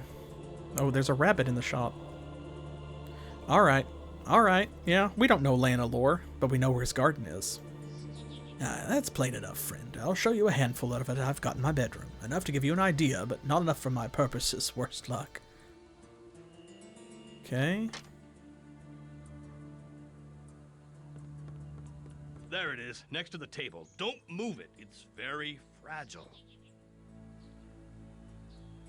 Okay. Oh, he wants us to go get it, like, immediately.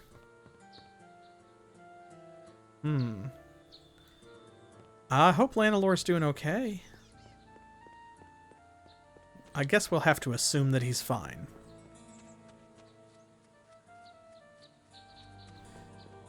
This'll be quick. Besides, if he's frozen while all this is going down, then he won't know about it, right? He can't be upset.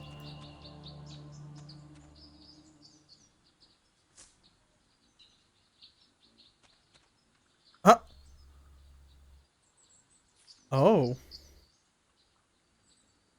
Oh, this is Otho. Hold, human. What the hells are you doing sneaking around Lanelor's garden? He may be just an elf, but that don't give you the right to make free with his herbs. I didn't realize there was no sign to say so. Shouldn't say we have his permission. Shall we offer to put the herbs back? Let's just apologize and see what happens. No sign. Of course there's no sign. Everyone around here knows enough to keep out of each other's property. Oh, he's irritated with us. -20.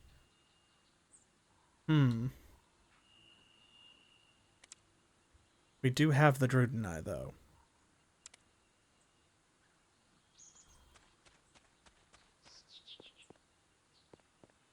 I wonder if we offer to put them back if he would be less irritated with us. I don't know. I'm tempted to see, just because I'm curious.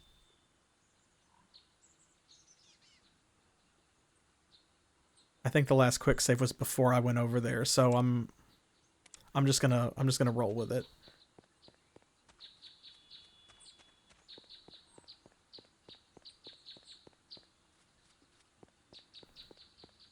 Because what I'm more interested in seeing is how George reacts to this and what comes of it. Because if this quest comes to a bad end, we may just want to load that quick save before we came over here to George's shop anyway.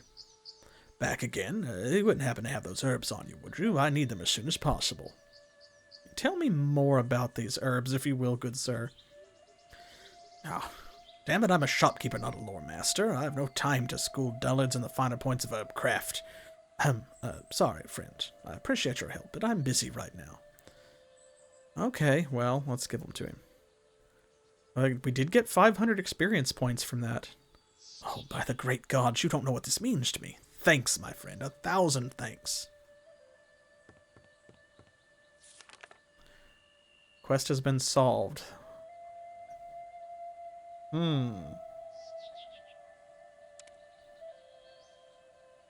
I'm very interested in, like, are there multiple endings to that quest? What would happen if we told him no? Or, like, is there another way to get the Druidini, for example?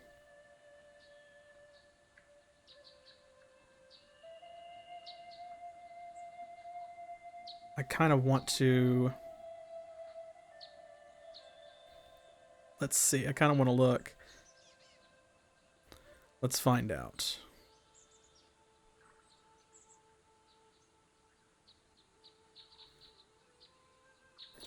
Just want to see whether or not there is like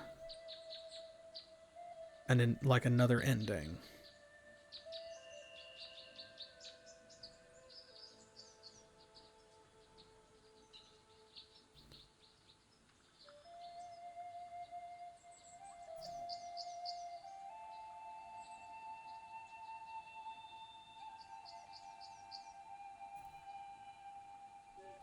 Here we go.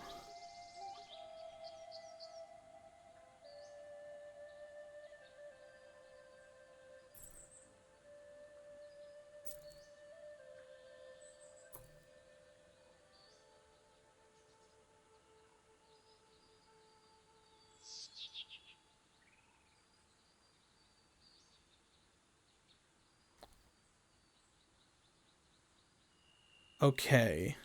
Interesting.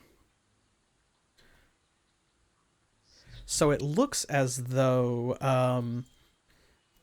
there's no alternate end to the quest. Instead, it's that choice in the middle where you can actually get permission from Lanelor after saving him from the freezing spell.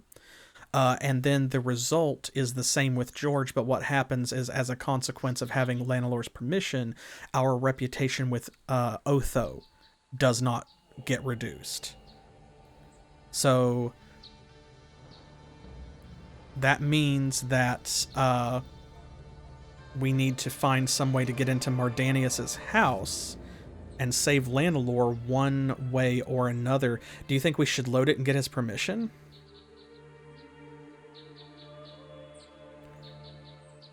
I'm thinking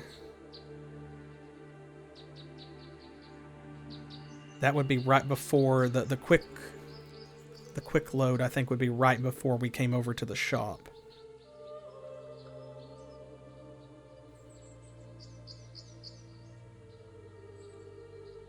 Yeah, actually, I think let's try that. Here we go. Now, this will be... Need to put that down.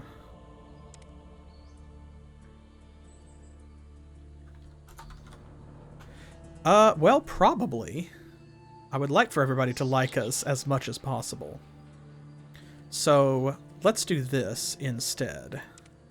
I want to test whether or not you are correct. I think you're right about, I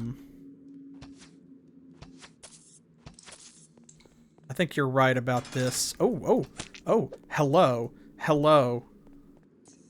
Sir. Sir. Oh my goodness gracious. Whew. That was very sudden.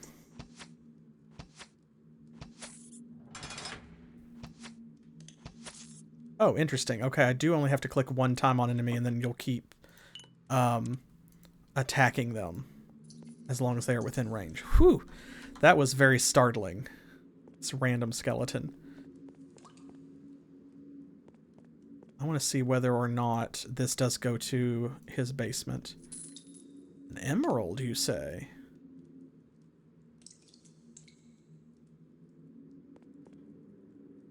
Anything? Doesn't look like it. Broken barrel. What's this? Rotten food. Ooh, this has something in it, though. A carrot. A non-rotten carrot. Broken bottle. Nasty. Someone's not taking care of this place. This is locked. Locked? Make a note.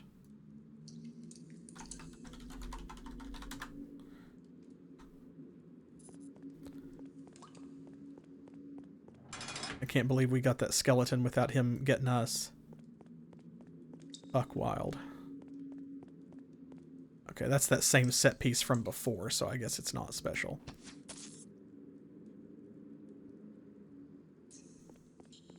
Okay, nothing there. Let's go this way. Aha! A key. Sorry, I can't use that. Bronze key. I bet it goes to this locked door. Another healing potion. Nice. Take as many of those as we can get. Always.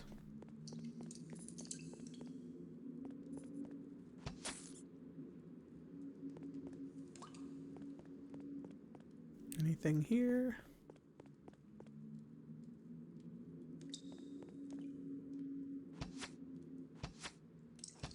I think the rat has cover. There we go. Whoop. Anything? Nothing? Okay.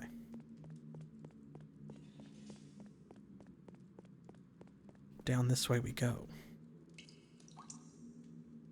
It's been a while since I did a hard save. Let's do that. Excellent. Okay, and a regular non-locked door.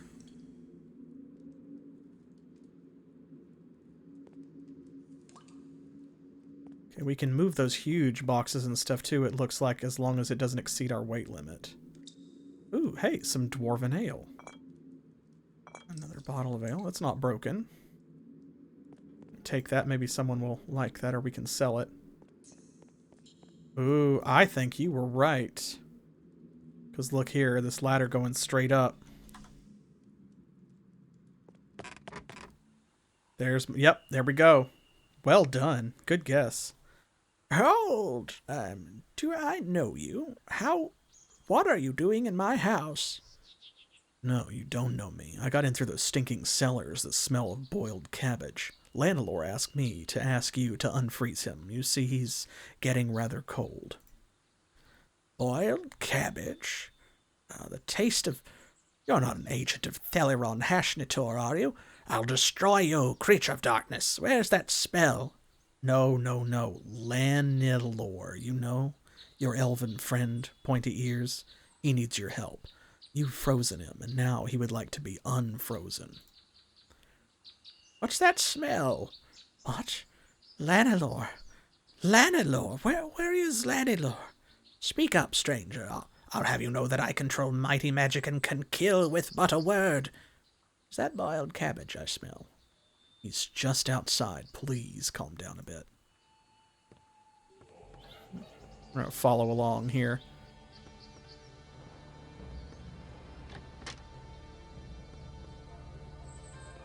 Nice.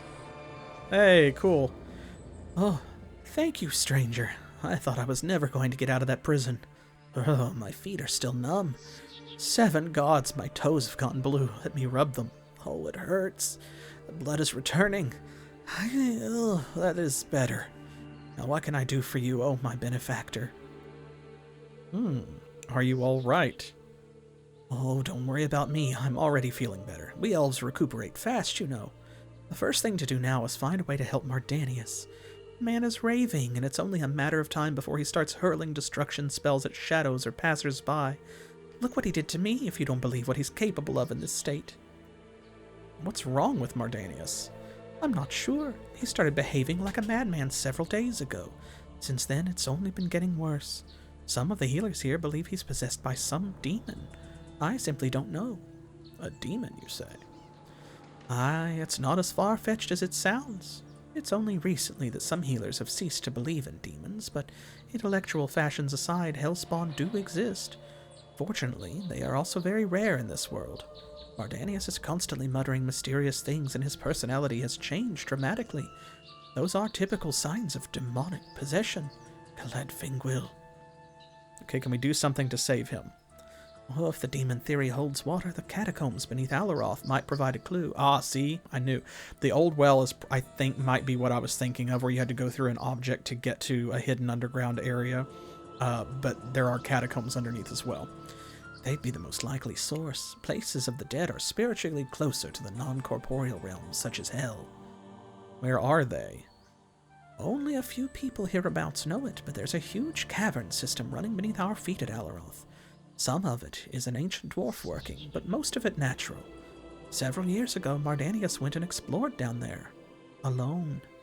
When he came back, he sealed the entrance and warned us not to go down there ourselves. He wouldn't tell us what he found down in those pits, but whatever it was, it scared him. He once mentioned old catacombs and evil spirits to me, but would say no more. Well, how do we get in? Sounds like an adventure. I've only discovered about that recently. During one of his trances, Mardanius mumbled something about the catacombs and facing all the dragons to the north. Other than that, I'm afraid I have no idea. There's the puzzle. That's how we get into the catacombs, the dragon statues. Mardanius founded the healer community of Aleroth. His goal was to unite healers of all the races so he might further our skills with mutual studies. Okay, we'll let him go. Let's talk to Mardanius. Release me from this eternal slumber. No! Do not fail me. My corporeal form rests in chambers where the shadows dwell. I wish to see the light again. Can we do anything for you? Help me to escape from the chamber where the shadows dwell. To whom am I speaking? There's a place where I'll find myself all alone. The silence is too loud for me to hear. The smell of decay lingers in the air. The lands of the dead are a barren wasteland. There is no sun, no light at all. I keep asking why I am here. I will wait for you in chambers where the shadows dwell. Okay, well...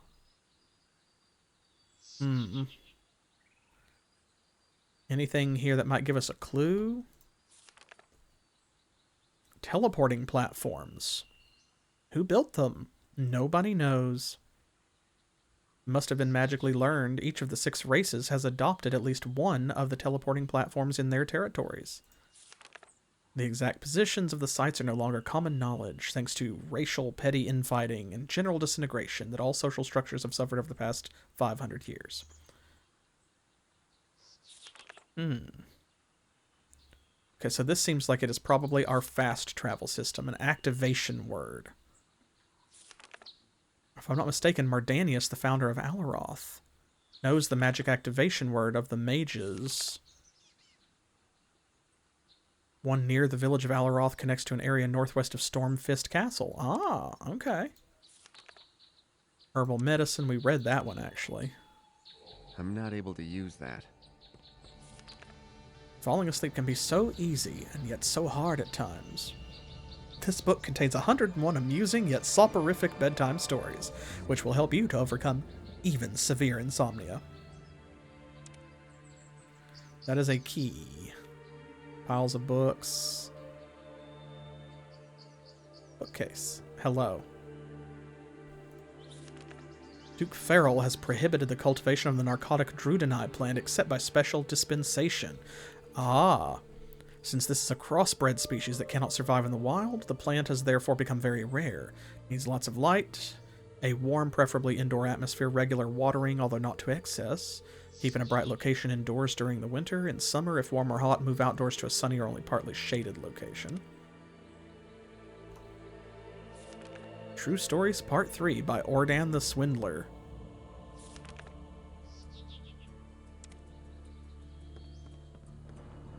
There's where we came up.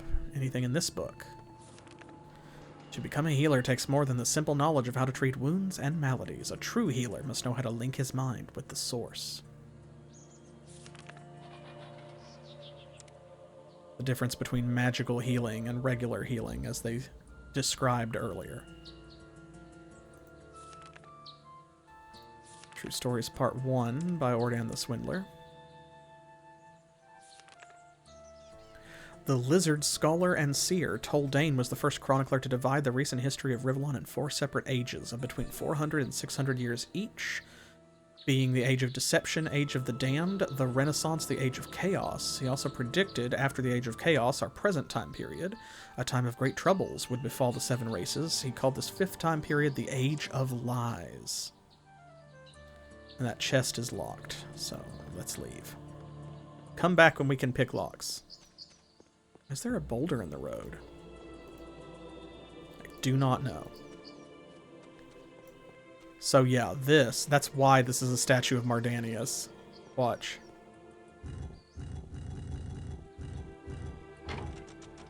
There we go, see, and when they lock into place,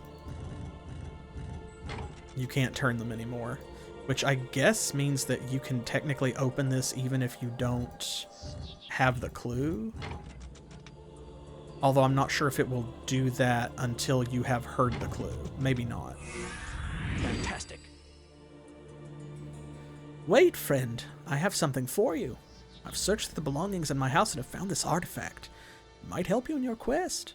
I would love to give it to you as a token of my gratitude for all you've done. It looks like a little pyramid. What does it do? You can see them down there. This pyramid is surrounded by a strong magical field. There exists an exact duplicate of this pyramid artifact somewhere else in Rivellon. If you operate this pyramid correctly, it will teleport you to the duplicate. You mean if I use this, I'll be shot across the land like a squeezed grape pit? Oh, yes, in a way, but you will come to no harm.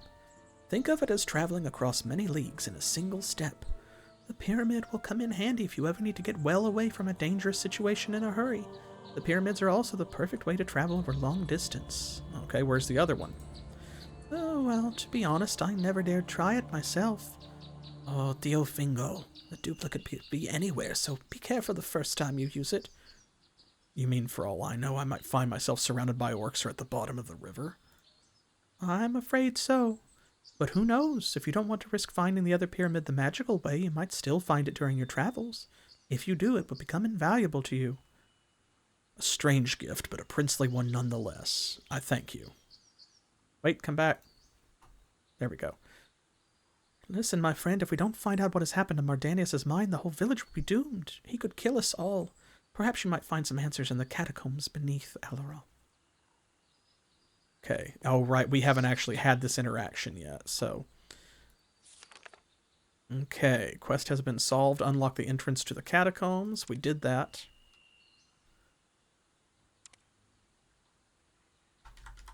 Okay. Let's mark that so that we don't forget. And that actually leveled us up. So we now have a skill rank. What should we put it in? I think probably lockpick. I feel like probably lockpick. I'm tempted to do a weapon skill as well, but I don't know what weapon we want to use yet. Each type of weapon seems to have a different bonus. So see, like, for example, swords are more accurate. Bows, you can shoot them faster. Yeah, lockpick's always going to be useful, and we've run into a bunch of locks that need to be picked already anyway. So I think let's do lockpick. Excellent. Yep, there we go. Okay, so that shows we have it. We cannot level up again until level 7. So that's fine if there are going to be really big gaps between skill upgrades like that. That just makes it easier to choose different skills. Okay, I have learnt lockpick, he says. Now we also get to put points in our stats. We get 5 points per level.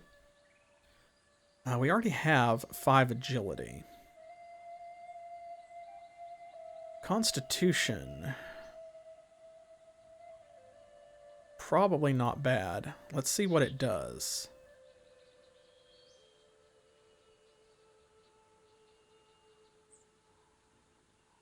Oh, you can't view the changes in real time?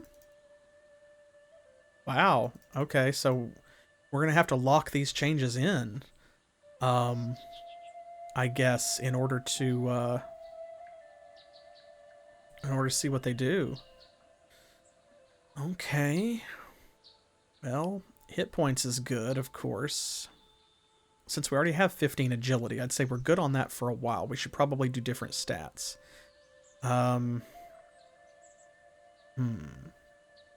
We haven't run up against a weight limit yet, but we are at 368 of 1800 with what very little we're carrying.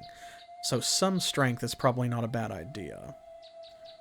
Constitution, I'd say a little bit because we want more hit points than we've got. We can raise our magic a bit. Let's see what it does. And let's raise our agility 1 too. I want to see what everything does. There we go. Okay, so this now gives us an additional +1 to offense.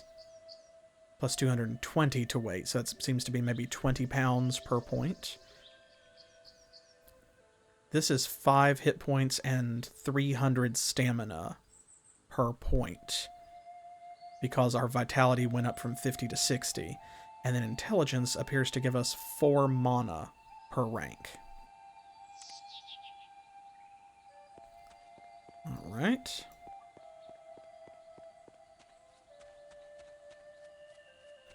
So we know that this is George's house. George's shop.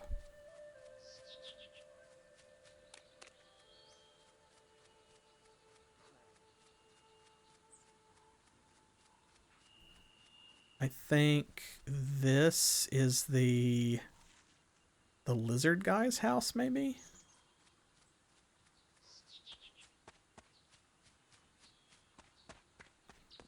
Oh, there he is.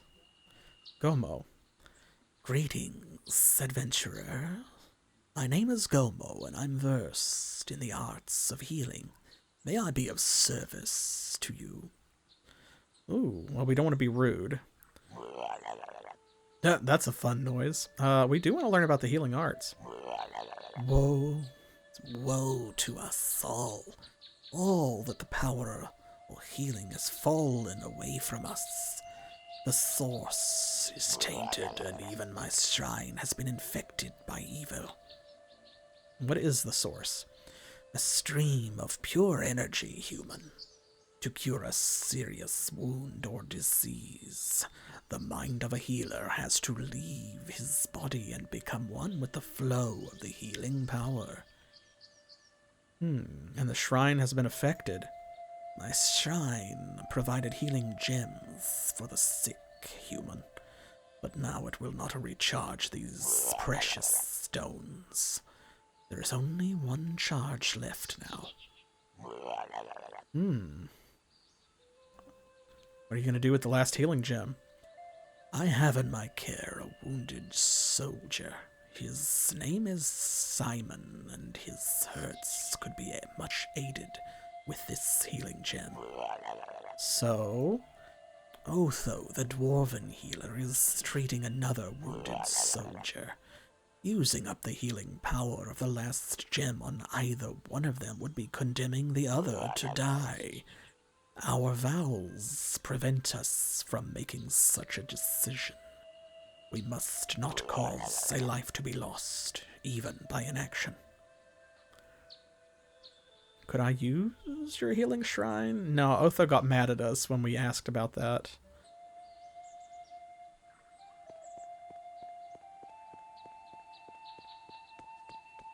But yeah, so I think that was correct. This is his house, I believe. Cow. Hello, cow. Hello, plant. Yeah, there's Simon, so that means that this is Gomo's house. Oh, he just teleported in here. Love it. Lizard bed. Random skeleton. That skeleton doesn't have a name, though, I notice. Okay, let's...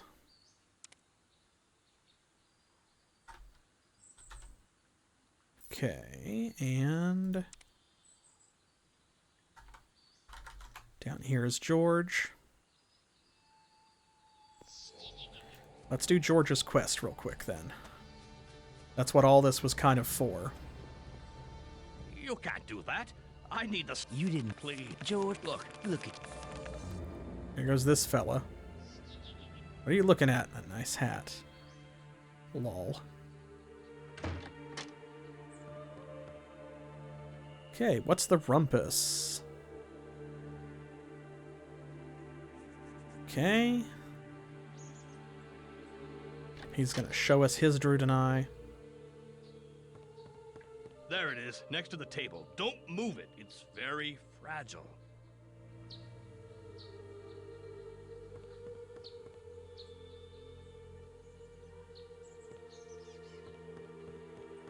Oh, right, and then he just wants us to go grab stuff. Okay. So... let's see. We'll go up here to Lanelor's house. And he was very nice to us after we unfroze him. Let's see if we can get permission. Can I take some herbs from your garden? Certainly, human, if you think you know what you're doing. Just remember, some of those herbs are very potent and therefore dangerous. Okay.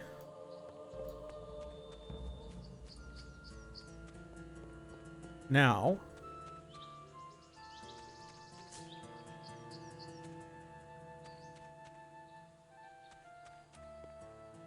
and I guess... yeah, Otho doesn't even show up.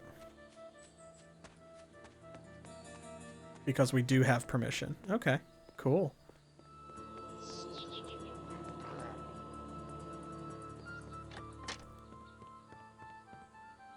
Here's the bunch of herbs you asked for. Lanelor said some of the plants in his garden are dangerous, so be careful. Huh. What would an elf know about it anyway? Okay. So it looks like we did it. We got our experience points. So this is our main story quest, I think. We still have to find a cure for Simon, find the second teleporter pyramid, find a cure for Verlat. Let's talk to this fella first. Hello again. Yes, I haven't forgotten, friend. As a token of my gratitude, you can have a smallish discount on all my wares. Just tell me what you fancy.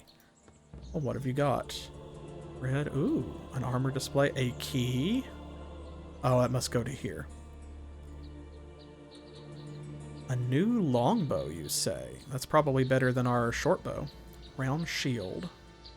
Broken giant sword, new short sword. But we do need armor. Light leather armor, not identified, need ID level 2. Ooh, so that means it must be powerful magic. Ah, that item interests you. I can let you have that for a very reasonable price. What is the price? Ah, here we go. Okay, so this is how we trade. Interesting. Now we can see everything that he's got, I guess. Short bow, knife, broken training sword, potions, broken heavy leather boots. Everything's broken. Or that's a new storm scythe. Interesting. Wrecked shoes, worn sash, well-made short sword. Okay. Worn light leather armor. Ornamented leather gloves, boots, quarterstaff, a helmet. Bright leather armor, +4 resistance to lightning. 250. Well, we do have 712 gold somehow, so... Ah, that's this. This is the chain armor. Charm quality 5. Armor 40. 25% of absorbing damage, +20 to magic. 5 resistance to poison and spirit. And a rogue's composite bow. That's nice. We can't use it, though. I have to have 25 agility, so that means we'd have to go up 2 more levels and put everything in agility. Minor Shadows potion. What do y'all think? Should we grab this chain armor? Oops. I feel like that's pretty good. And also, let's see, the bright leather armor has 9 durability, 60 armor. It costs less because it is less magic. This has 9 durability. It has 40 armor instead of 60. But it is +20 into magic and 5 resistance to two different resistances. Yeah, I think so. And this is also charm quality 5. Let's grab it then. And we can see our stuff, which is good. Wrecked sandals, leather leggings. We don't need that cudgel. We're not going to use it. There's our helmet, 3 of 11. This awful knife. Here's our bow, a new short bow. So I have this emerald. We don't need a lot of money right now, so I'm going to hang on to it in case somebody somewhere, like, buys them for a higher price or something. Wrecked skull cap. That doesn't seem better than what we have. A lot of this stuff has really crummy durability. This doesn't, though. Let's buy those. Those are an upgrade to our awful sandals.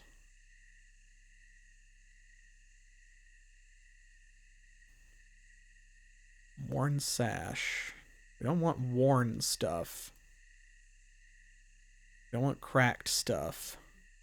If it's worn and cracked, chances are good we'll probably very quickly pick something up off the floor off of a monster that is better than that. So let's go ahead. We're replacing those, so let's sell them. Accept the trade.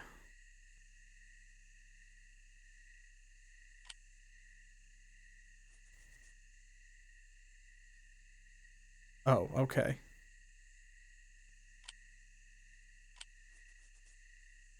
Is that... Do we not have... Do we need more money? Oh, I see. This is how much we're spending. This is how much is on the table, I guess. Oh, okay, so we can't buy this. I thought we had a whole bunch more money than we did.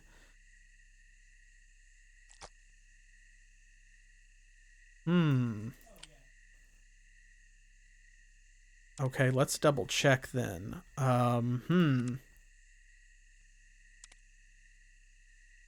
There's Here's our equipment. Was it our statistics? Yes. Okay, we do only have 30 gold. That's a lot closer to what I thought was the truth. Okay, let's just grab something here so that we can. What's the price? Okay.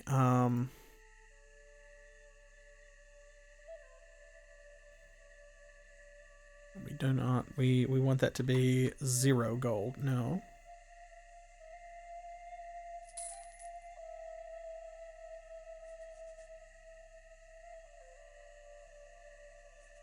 Ah, okay. I misunderstood. That's how much we're putting back. Potions are worth quite a bit, which means we could probably make good money with these very quickly. Let's sell this ale. Don't need that. Do you want to pay more than these goods are worth? There we go. Okay, so you do have to balance it out. Trade. Can we repair? It's 1 of 1. What's this?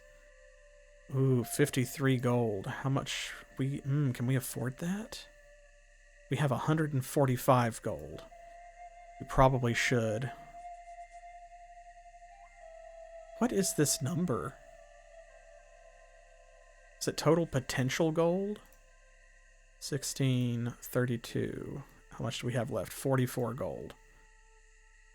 Let's go ahead and repair that as well. Better safe than sorry. That leaves us with 20 gold, which is less than we came in with, but that's fine.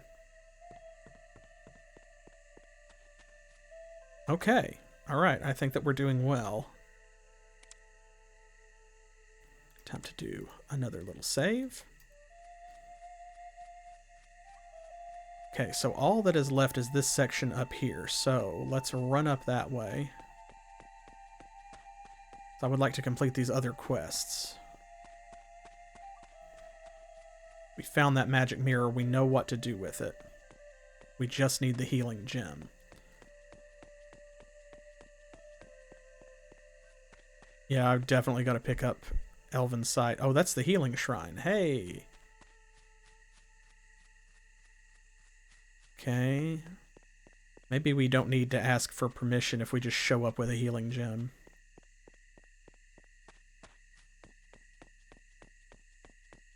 So this is the last house. It is locked. Can we change that? Outstanding. Yes, we can. Hello. Hello, barrel full of items. That is an orange. Receive orange. 2 trail bombs. I don't know what those are. I think they might be like protein bars? Sort of dealio? It's like trail mix, wooden chair. Okay, we got like a stacking puzzle here. I'm not telling you to go over there. I'm telling you to move object. Move object, please.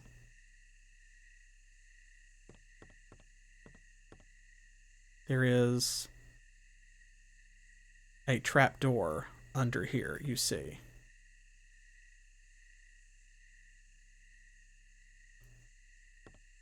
Oh my goodness gracious. Okay, you know what? Can we just get in like this? Yes, we can. That's a pile of skulls.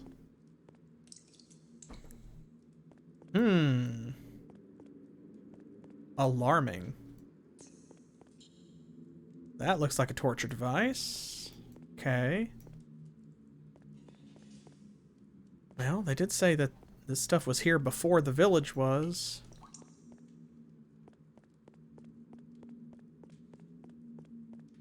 Ooh, this room in the middle is making me like I'm having uncomfortable flashbacks to the butcher from Diablo 1. That's a door. Okay, let's explore one room at a time. Uh-oh. Now, who awakens me? You shouldn't have come into the cellar. Now you will never leave again. Sir.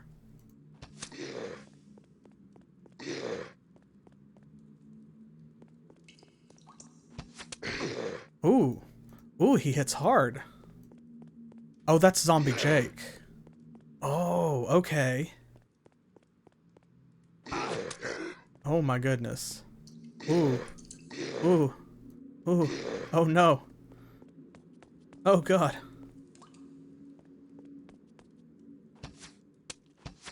Oh, run away. Run away. Okay, we are dealing damage though. Oh god, no, no. I didn't know. Don't run towards him. Why would you do that? Christ on a cracker. That is very funny to see him, oh, like, going really fast. I'm gonna heal. I think we have 4 of these. Okay, good. That did heal a lot, though. That healed most of... Oh, no, do not. Do not. We did. We... Oh my goodness gracious.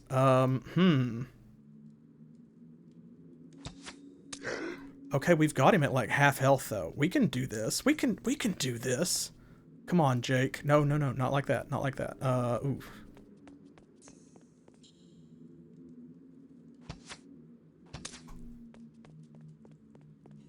Come on, kite him. Kite him.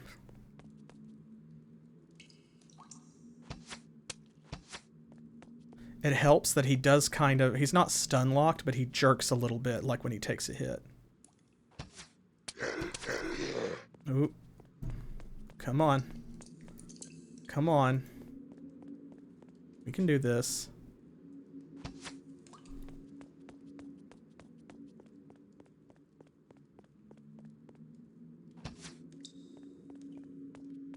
Oh my gosh.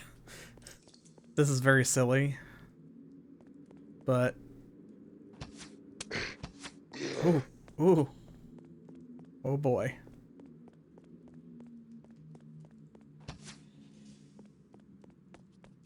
Why are you like this, Jake? Jake, why? Jake, why? You could be anything, and you choose to be this. Oh my. The run command does not work very well, like when you click way out, sometimes it just doesn't want to, like, run. Ooh. I could turn always run on, I guess? Can I do that? Yes. Yes. Oh, that's way better. That's way better. That's way better.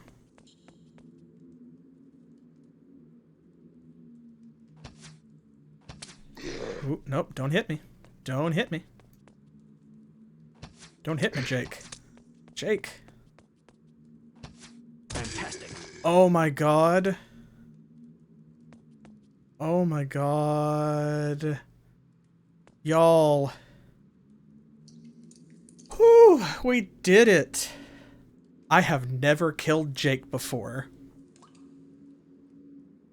I have never done that. That is, that was sweet revenge. That was 20 years in coming. Oh my goodness gracious. Show monsters hit points. We leveled up from that. We got almost 1300 XP. That's wild. I said I was going to take this. I'm going to take it. I think, yeah. Excellent. There we go. We cannot level that up again until level 5, so that's fine. Whew. Whew. Okay. Oh my goodness. Okay. We need to put 2 points in Constitution every time we do, or it's basically not worth it. Let's put a couple points in Agility. We don't have any magic yet, so we won't worry too much about that. I'm 1 in Strength, I think. There we go. That gives us 12 to offense, 14 to defense. Okay. Oh my goodness gracious. Y'all. I don't have a key that fits this lock. Can't you lock pick, perhaps? Did Jake drop a key? No? About through here. Is there something? Anything? Tortured corpse contains 3 items. 3 eggs. Don't like that.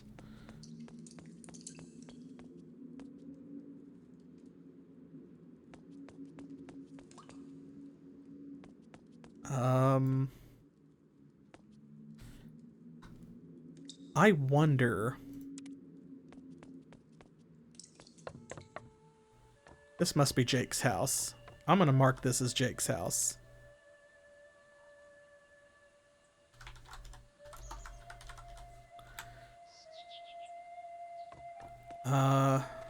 Okay, up here is the cemetery. Did we get that key? Did. Okay. You know what? Oh! Look at that. It spawns him again. So you actually can... You can kill him twice. Okay, you know what? I'm fine with that. I'm fine with that if Jake's fine with that. Let's do it. Come on. Let's tango. Not like that, though. Not like that. Oh my god. Let's do it.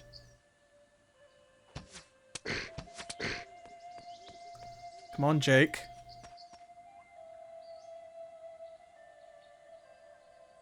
Where'd he go? Oh, he's waiting to ambush us.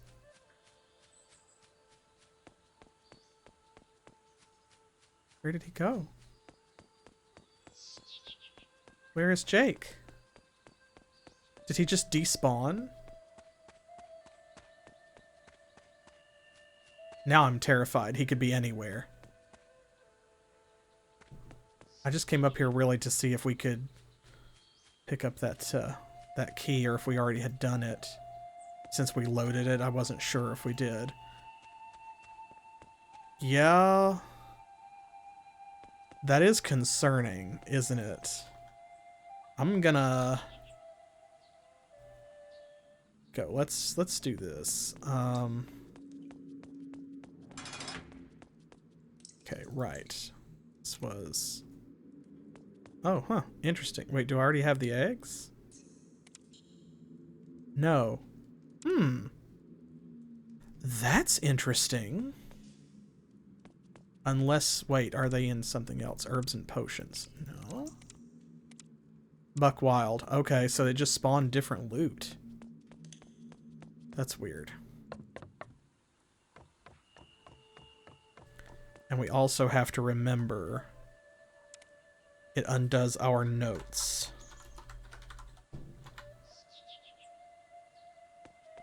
Okay, you know what? Let's do it. That was worth so much XP that if we do that again, we will 100% level up.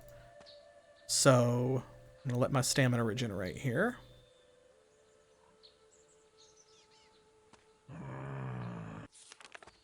Okay.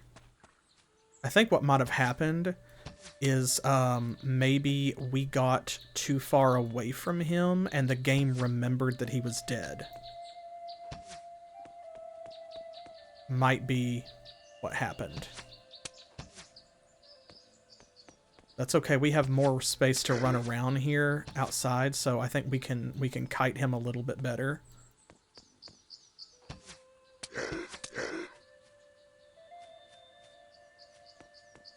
Oh, no, don't go in there.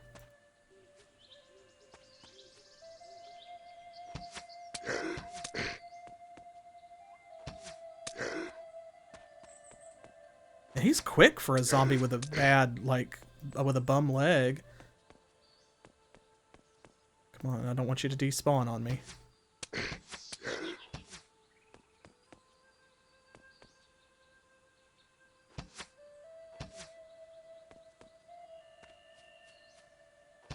We've already got him at half health. I feel good about this. I am shooting the tree. Shooting the tree and it's doing nothing.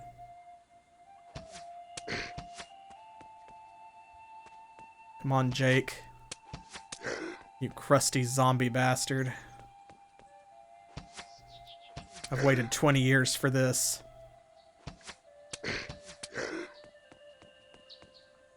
Ooh, nope, nope, nope.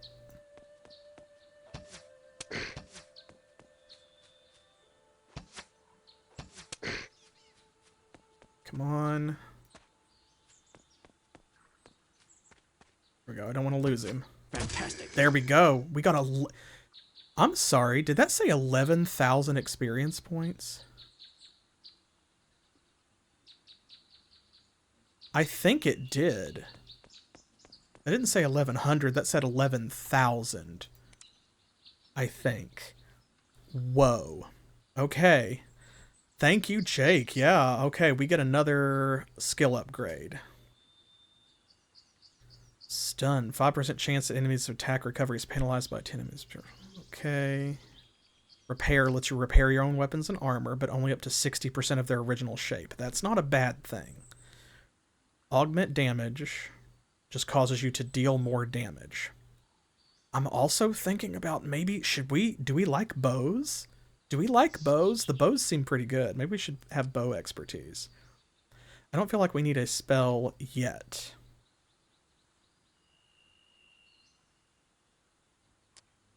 What we got over here? Evade trap. Detect traps of level 1. That could be very useful.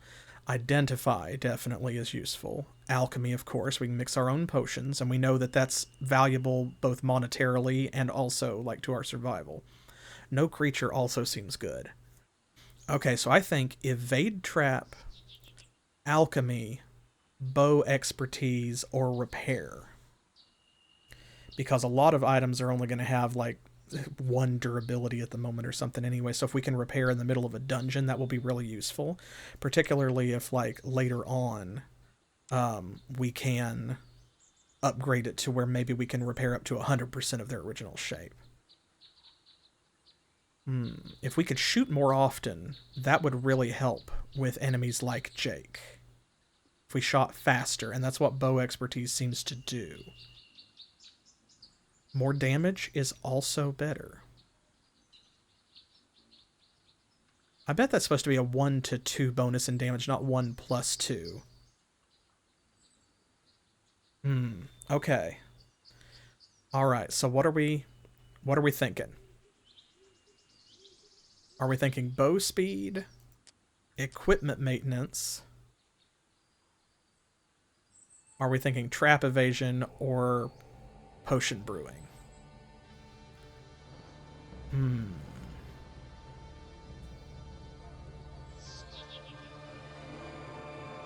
I'm honestly torn. I feel like evade trap is the smartest thing because we are about to go into a dungeon.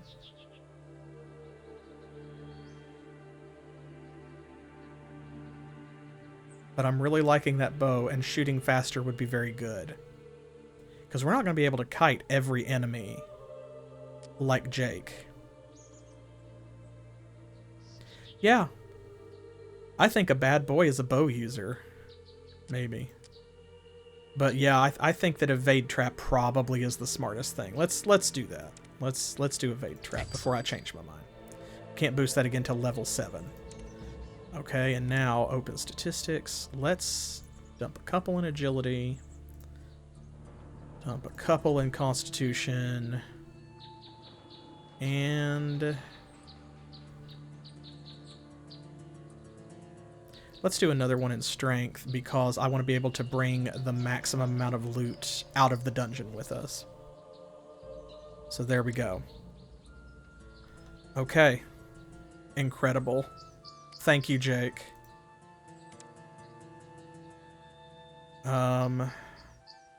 So that just leaves. Before we go downstairs, we need to duplicate that healing gem. Let's do it. We'll worry about keys and things later. Welcome, Seeker. My name is Fenwithus, and I'm the servant of the shrine. Have you come to be healed? Ooh, the fountain talks. I forgot about that. Aye, that would be a kindness, friend. This is my last healing gem. Use it wisely, Seeker. Thanks to you. Okay. There's the healing gem. Now we need to find a pool of natural water. I think this right here will work. Here we go.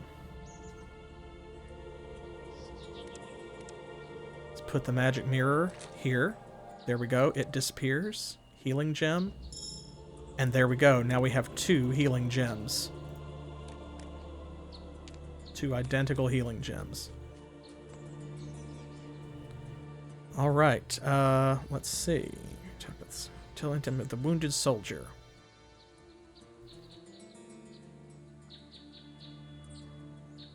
Okay, it looks like we can't talk to them about the healing gem, so I think maybe what we need to do is actually just use it on them. Gods, I'm burning with fever. I'm shaking all over. Gods, I don't know how much longer I can stand the pain. Oh, what be your name? My name's Simon. What happened? Ambushed. Orcs everywhere. Most of us were butchered in the first minutes. I was hit by a poisonous dart. Damn those green-skinned bastards. I think they've killed me. Okay, let's see if we can fix that.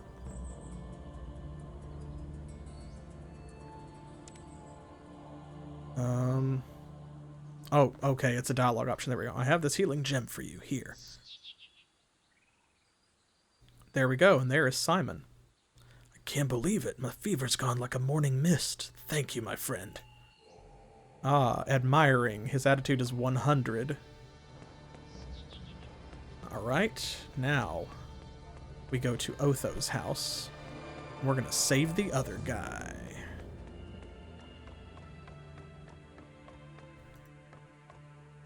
Verlat.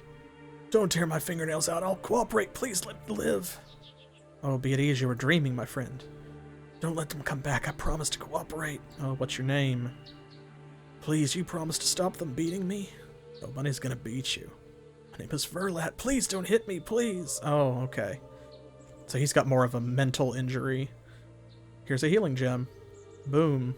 XP 2500, reputation 1. I don't know how I can ever repay you, my friend. All my wounds are gone. I'm still feeling a bit tired, so I think I'll stay here for a while, but thank you. Thank you so much. If you're ever in Verdistus and need help, come and see me.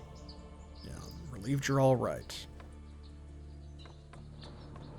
And there we go. We found a cure for Verlat and a cure for Simon. Excellent. Let's see what Otho has to say about that. Found a way to heal both Verlat and Gomo's patient. Well, I'll have to reconsider my opinion about you, human.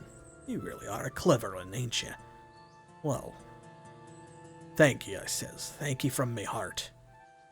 Is that a damn smirk I see on your face? Wipe it off or I'll do it for ye. Bloody humans, no damn manners. And his reputation, or his attitude towards us is positive now, 37. Excellent. Excellent. Let's go talk to Gomo then and tell him the same. Go. Found a way to heal both Simon and Otho's patients. Outstanding. Oh. Indeed, that is good news. You have taken a heavy burden from our shoulders. Please, as a reward, let me give you some new insights into the arts of healing. You plainly have an aptitude for it. No problem. I'm happy to have been of some help. Okay, and I think he taught us a free skill. Oh, here's our pyramid. Drop pyramid, use pyramid, drop and use pyramid. So when we put the pyramid down, it's like a recall thing, so that we can go back to that spot, like a Lloyd's Beacon spell in Magic. Here we go. Yeah, he taught us the restoration skill for free. Send your magical energy coursing through your veins to restore your health after battle for 8 mana. Awesome. Awesome free spell. And also, we are almost, look at that, 12,000 of 20,000 to the next level. And that means our reputation is 2. Still neutral, but we're getting there. We are more heroic than we were. Well, I think that is an exceptionally positive note to end on. So this is where I'm going to call it. I had a lot of fun tonight. I think this is a great start to the game. Thank you for your help in creating our newest protagonist, Abbad Bohi. And Abbad Bohi seems like he's going to be a good boy. I'm a fan. So, yeah. That's it for Divine Divinity tonight. Great first stream, in my opinion. And I will be back with more of Divine Divinity Monday after next, which is going to be December the 5th at 7 p.m. Eastern Time, which is New York and Miami time here in the U.S. This Thursday, of course, I will return with Mike's further adventures in the wild world of Star Tropics. And then after that, on Saturday, of course, catch up with our Desert Rangers, Dynamite, Iron Knuckles, Skullduggery, and Brains Oberon in the Wasteland. And next Monday, my beautiful husband, Specific Pixel, will be joining me once again as he continues to guide me through my first blind playthrough of Paper Mario on the N64. That's it for me. I really appreciate the privilege of your time tonight. I'm so grateful that you chose to spend it on me and with me. So if you feel like spending some more time with me, feel free to follow on Twitch, or if you're watching on YouTube, to subscribe to the channel if you're not already. If you really want to support what we do here and see more content, you can throw that free Amazon Prime subscription over at us on Twitch, or you can join our patrons on Patreon. I always want to say our Patreons on Patreon every time, and I have to stop myself, and I don't always do it in time, but you know what I mean, right? You know what I mean. You get it. So, yeah. Leave us a comment, like the video, check out our other playlists, and I will catch you next time. Until then, as always, thanks for playing.